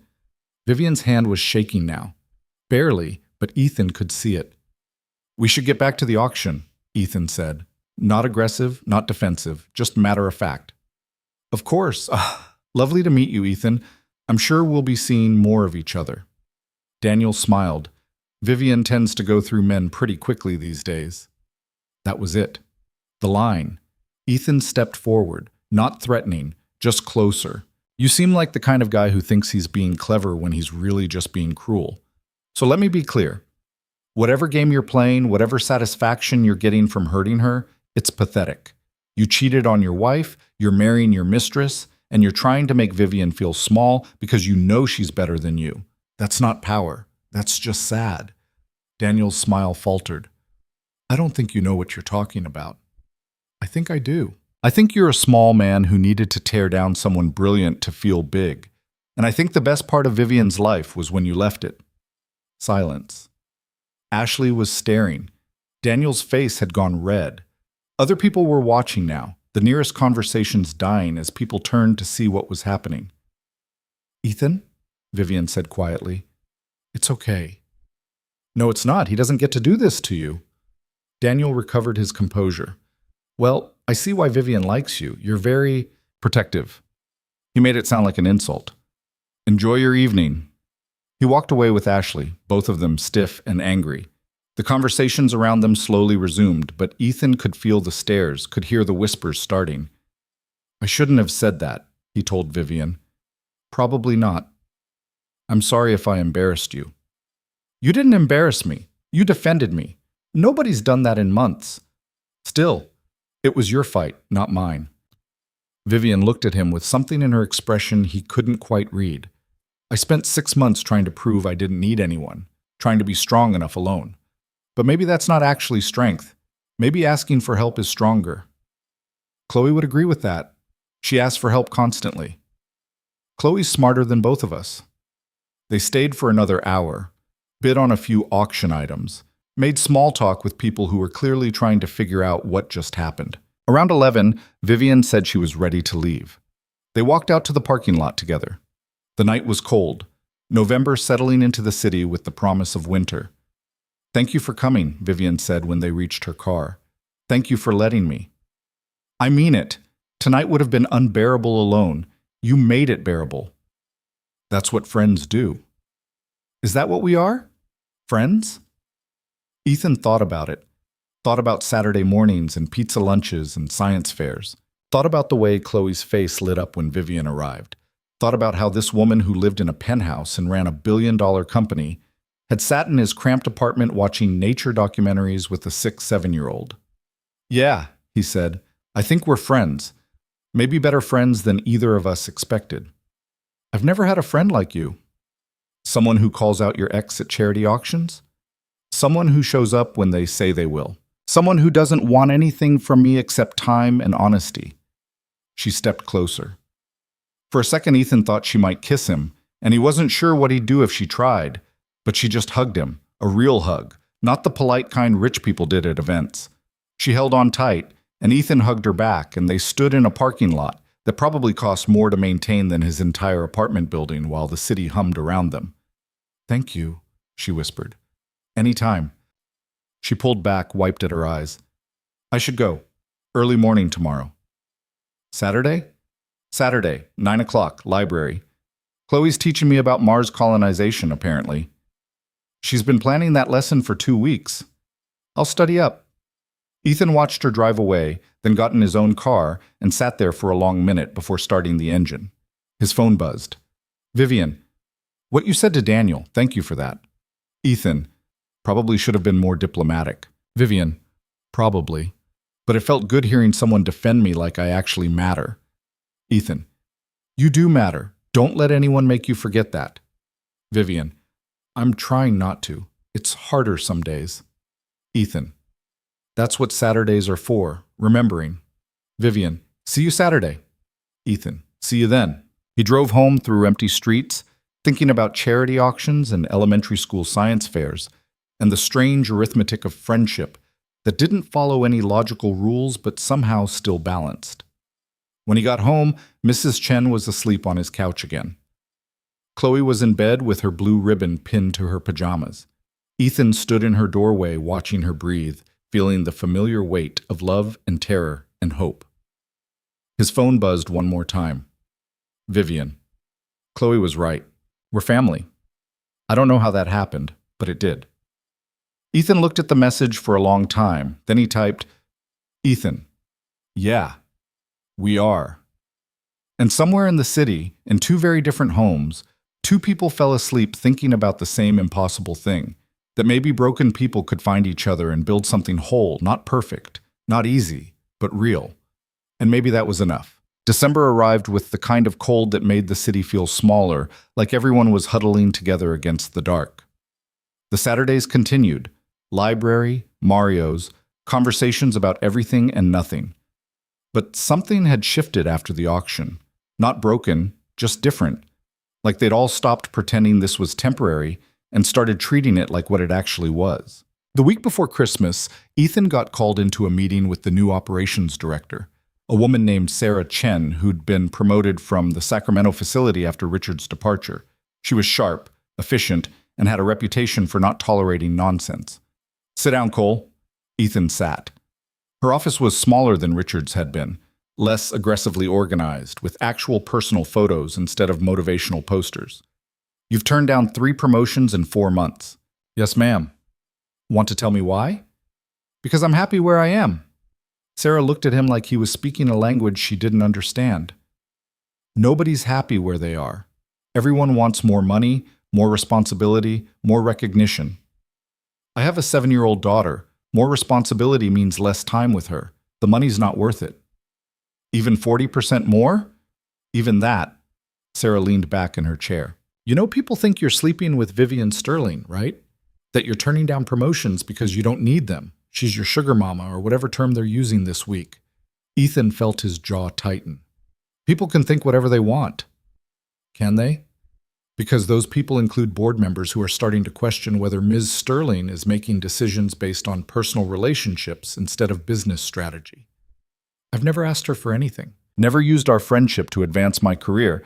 If the board has a problem with me, they can fire me." "They don't have a problem with you. They have a problem with the appearance of impropriety." Sarah pulled out a folder. "There's a position opening up. Director level, different division, same company, different reporting structure. Completely separate from Ms. Sterling's direct oversight. 42% salary increase, better benefits, education fund for Chloe." I already said, "This isn't charity and it's not a bribe. You've earned this position 6 times over.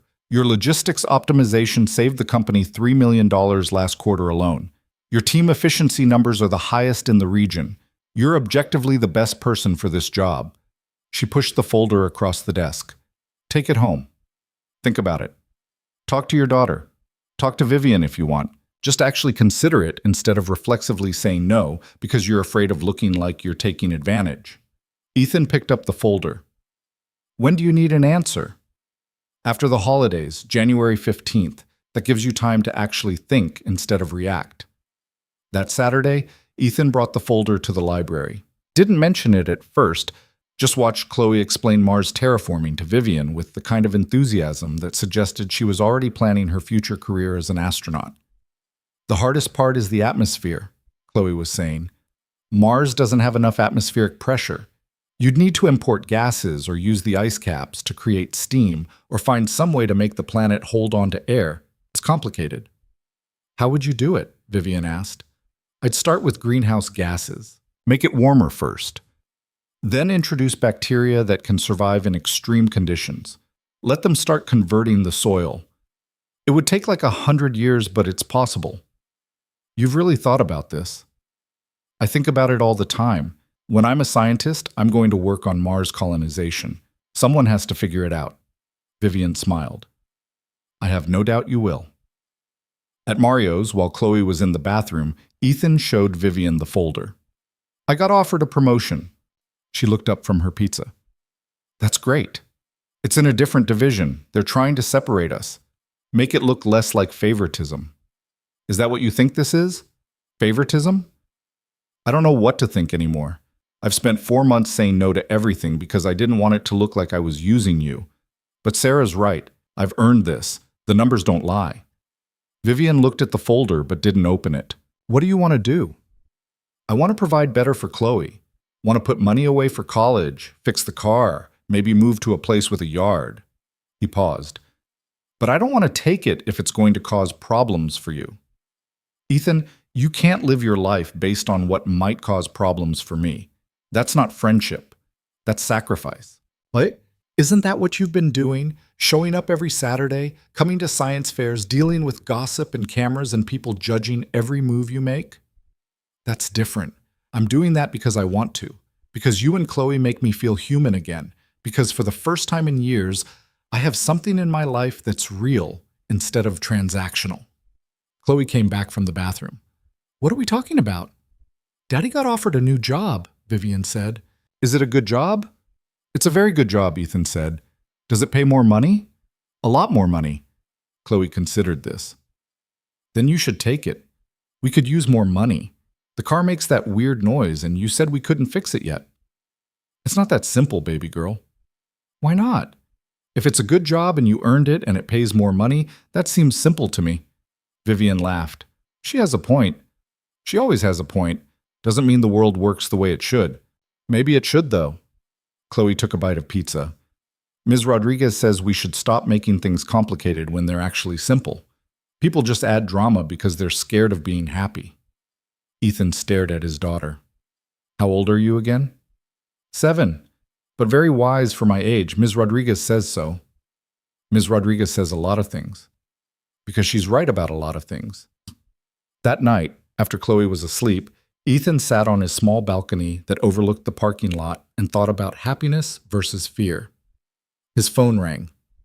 Hey, Vivian said when he answered. Hey, I've been thinking about what Chloe said, about making things complicated. She's 7. Everything's simple when you're 7. Or maybe we make things complicated because we're afraid. You're afraid taking the promotion makes you look opportunistic. I'm afraid if you take it, people will say I'm playing favorites. We're both so worried about what other people think that we're ignoring what we actually want. What do we actually want? Vivian was quiet for a moment. I want you to take the job because you've earned it.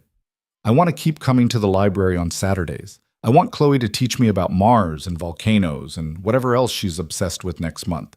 I want to stop performing for people who are waiting for me to fail. That's a lot of wants. What about you? What do you want? Ethan looked at the city lights spreading to the horizon. I want to give Chloe the life she deserves. Want to stop choosing between fixing the car and buying new shoes. Want to take the promotion without it destroying the best friendship I've had in years. Then take it and let me deal with the board. Vivian, I mean it. You've spent 4 months protecting me from gossip and judgment and your own success because you're afraid of hurting me. But I'm not fragile. I'm the CEO of a billion-dollar company. I can handle some board members with opinions. They could make things difficult for you. They've been trying to make things difficult for me since the divorce. I'm still here. Take the job, Ethan. Build the life you want. Stop sacrificing for people who don't deserve it. Including you? Especially me. I don't want your sacrifice. I want your friendship. And friends celebrate each other's success instead of holding each other back. After they hung up, Ethan pulled out the folder and read through it properly. The salary was real. The benefits were real. The position was something he could actually do well. Sarah was right. He'd earned this. He called her Monday morning and accepted. The promotion took effect January 1st. With it came an office that wasn't a cubicle, a team that actually reported to him, and a salary that let him start looking at apartments with more than 2 bedrooms. Chloe was thrilled. Mrs. Chen told him she'd always known he'd figure it out. Marcus from accounting took him out for drinks and made him promise not to become one of those managers who forgot where they came from. The Saturdays didn't change. Library at 9, Mario's for lunch, conversations that ranged from scientific to philosophical to completely ridiculous. Vivian kept showing up in jeans and sweaters, kept asking questions about whatever Chloe was obsessed with that week, kept being real instead of performing. In February, Chloe got invited to present her ecosystem project at a regional science competition.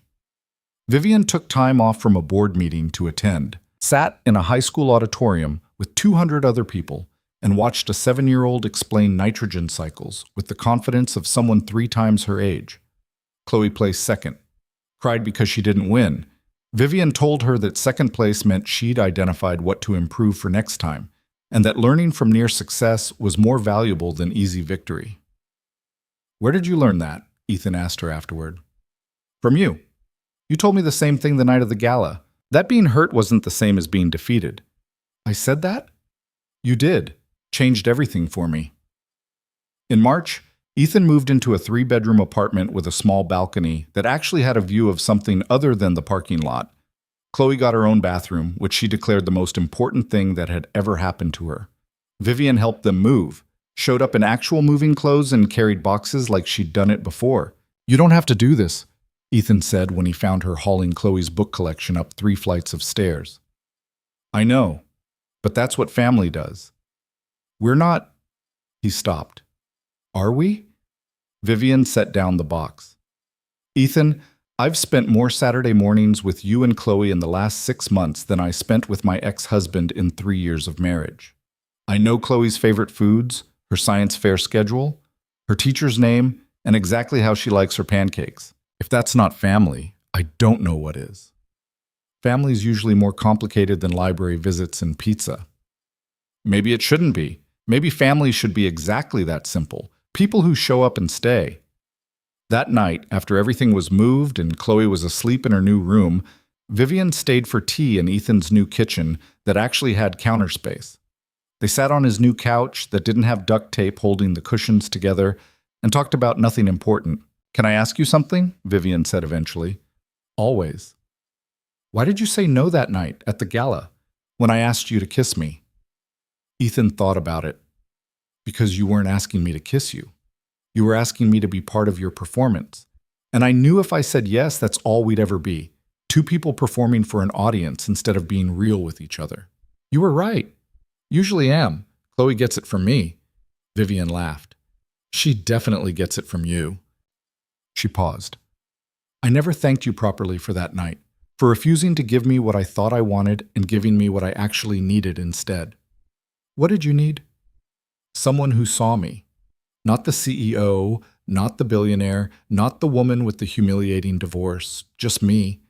The person underneath all the armor. You're still wearing armor, just less of it.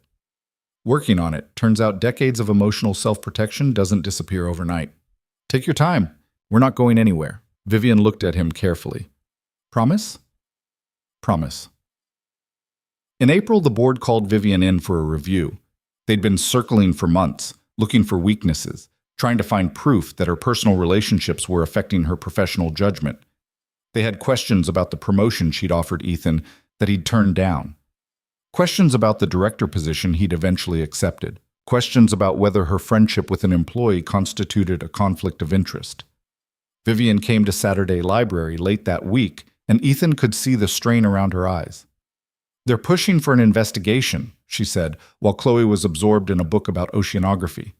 "Formal review of all hiring and promotion decisions over the last 6 months. They're looking for proof that I gave you preferential treatment." "Did you?" "No. I offered you positions you were qualified for. You turned most of them down. The one you accepted was recommended by Sarah Chen before she even knew about our friendship." She rubbed her temples. "But they don't care about facts. They care about optics. What happens if they find something? Best case, I get a formal reprimand. Worst case, they use it as grounds to question my leadership and push for structural changes that reduce my control. I can resign." "No." "Vivian, no. You earned that position. You're good at it. Your team's efficiency numbers have improved 20% since you took over. I'm not letting them use our friendship as a weapon against both of us." Chloe looked up from her book. "Are you fighting?" "No, baby girl," Ethan said. "Just talking about grown-up stuff." "Boring grown-up stuff or important grown-up stuff?" "Important." "Oh, okay." She went back to her book, apparently satisfied. Vivian lowered her voice. "I've been thinking about something, a solution that might work." "What kind of solution?" I stepped back, reduce my direct operational involvement, stay on as CEO, but delegate more authority to the executive team. It would address the board's concerns about personal relationships affecting decisions, and it would give me more time for— She gestured vaguely. "For what?" "For this. For Saturdays, for actually having a life outside the company." She looked at Chloe, then back at Ethan. "I've built this company into something successful, but I've also let it consume everything. Maybe it's time to remember there's supposed to be more to life than quarterly reports and board meetings." "You'd really do that?" "I'd really consider it. If it meant protecting what we have here, if it meant the board gets off both our backs, if it meant I get to keep being part of Chloe's life without it becoming a corporate scandal. That's a big change.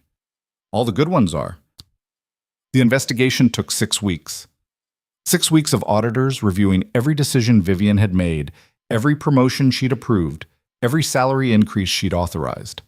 They looked at Ethan's file specifically, his performance reviews, his team metrics, his qualifications compared to other candidates. In the end, they found nothing, because there was nothing to find. Ethan had been promoted based on merit. The positions Vivian had offered and he'd refused had all been appropriate for his skill level. The one he'd accepted had been recommended by someone with no knowledge of their personal relationship. The board issued a formal statement acknowledging that Ms. Sterling's professional decisions had been sound and appropriate. They also recommended the implementation of new disclosure protocols for personal relationships that might intersect with professional responsibilities. Vivian agreed to the protocols, also announced she was restructuring her role, delegating day-to-day operations to a new COO while maintaining strategic oversight as CEO. She framed it as succession planning, as building a stronger leadership team, as ensuring the company's long-term stability. Everyone who knew her understood it was about reclaiming her life. The Saturday after the announcement, Vivian showed up at the library with a box. "What's this?" Chloe asked. "Open it and see." Inside was a telescope.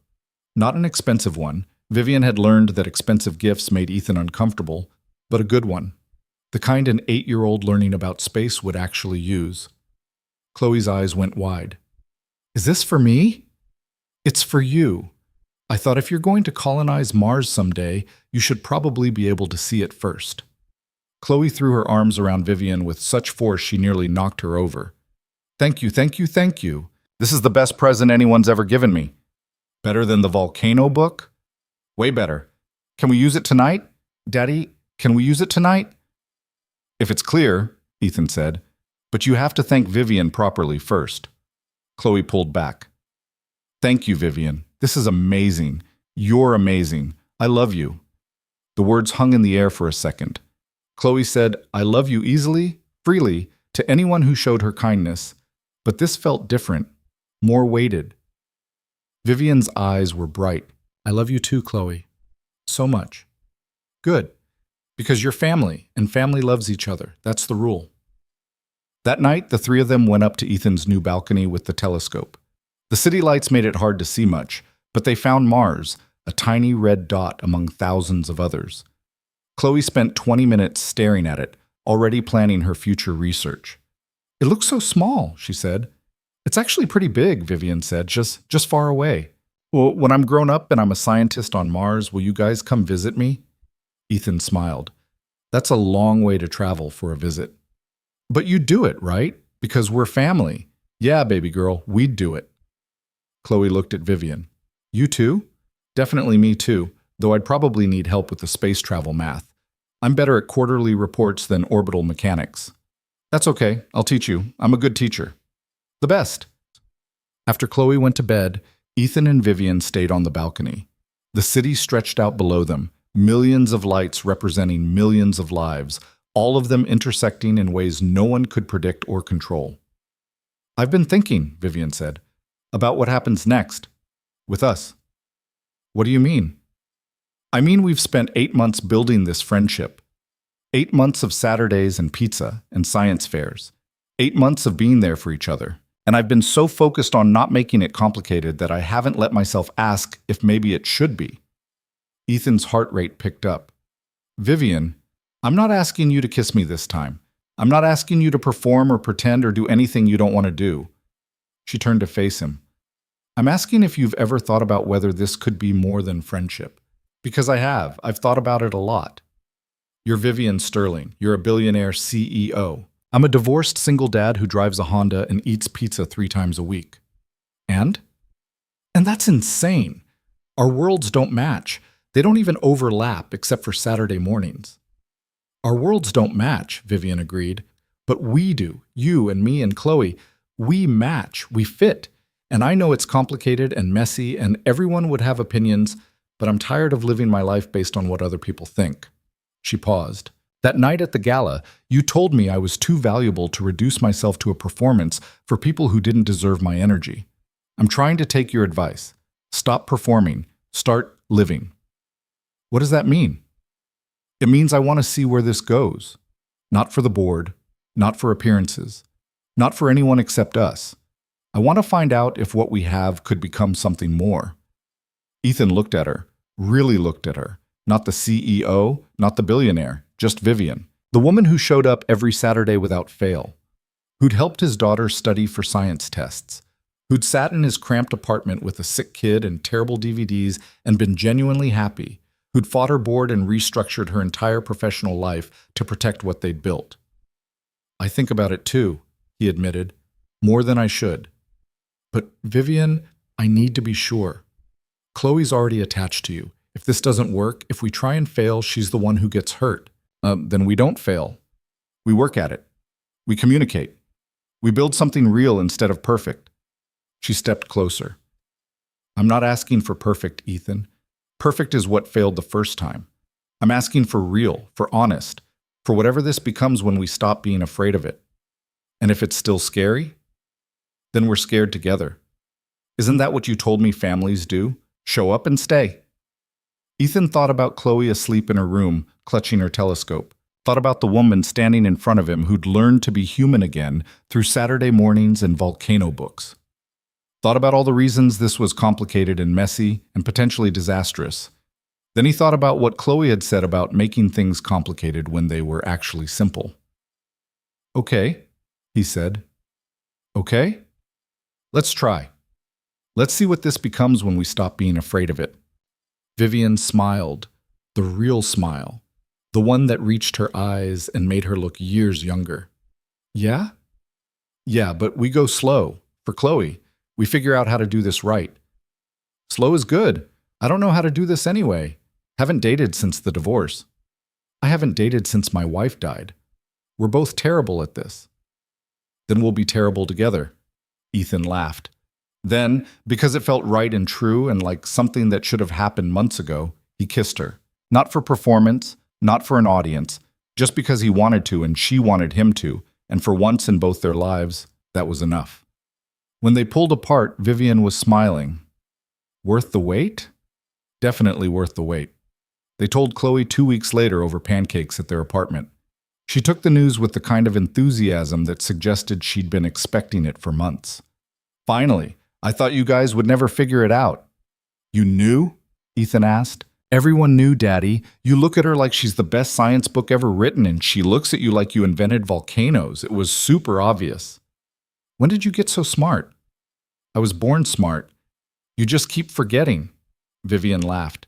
So you're okay with this? Me and your dad? Are you kidding? This is the best news ever. Does this mean you're moving in?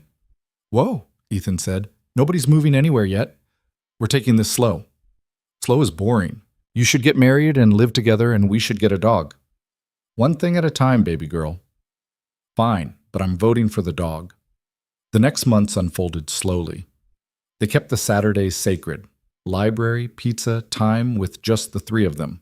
Added in dinners during the week, Vivian staying over occasionally, Ethan spending weekends at her place when Chloe wanted to see what it was like to have a pool on the roof. The gossip died down eventually. People got bored when the story didn't deliver the drama they expected. Ethan and Vivian were just together, living their lives, refusing to perform for an audience that wanted scandal. In September, a year after the gala, they went back to the Regency Grand Hotel for Sterling Industries' anniversary celebration. Walked in together this time, no pretense, no performance. Daniel was there with his wife Ashley, and for the first time since the divorce, Vivian felt absolutely nothing looking at him. No anger, no pain, just the distant recognition that he used to matter and didn't anymore. You okay? Ethan asked quietly. I'm great. You? Wondering if they'll ask us to dance again. Pretty sure they will. Everyone loves a story that ends well. Does ours end well? Vivian squeezed his hand. It's not ending, just beginning. They danced that night. A real dance this time, not a rescue mission, moved across the same marble floor where everything had started a year ago. The chandeliers still glittered. The champagne still flowed. But nothing felt the same because they weren't the same people anymore. Vivian had stopped performing. Ethan had stopped sacrificing. And somewhere in that space between, they'd found something neither of them had been looking for. In November, Ethan asked Vivian to marry him. Not at a fancy restaurant or with some elaborate plan. Just on a Saturday morning at the library while Chloe was explaining the water cycle to a group of younger kids who'd gathered around her like she was a professor.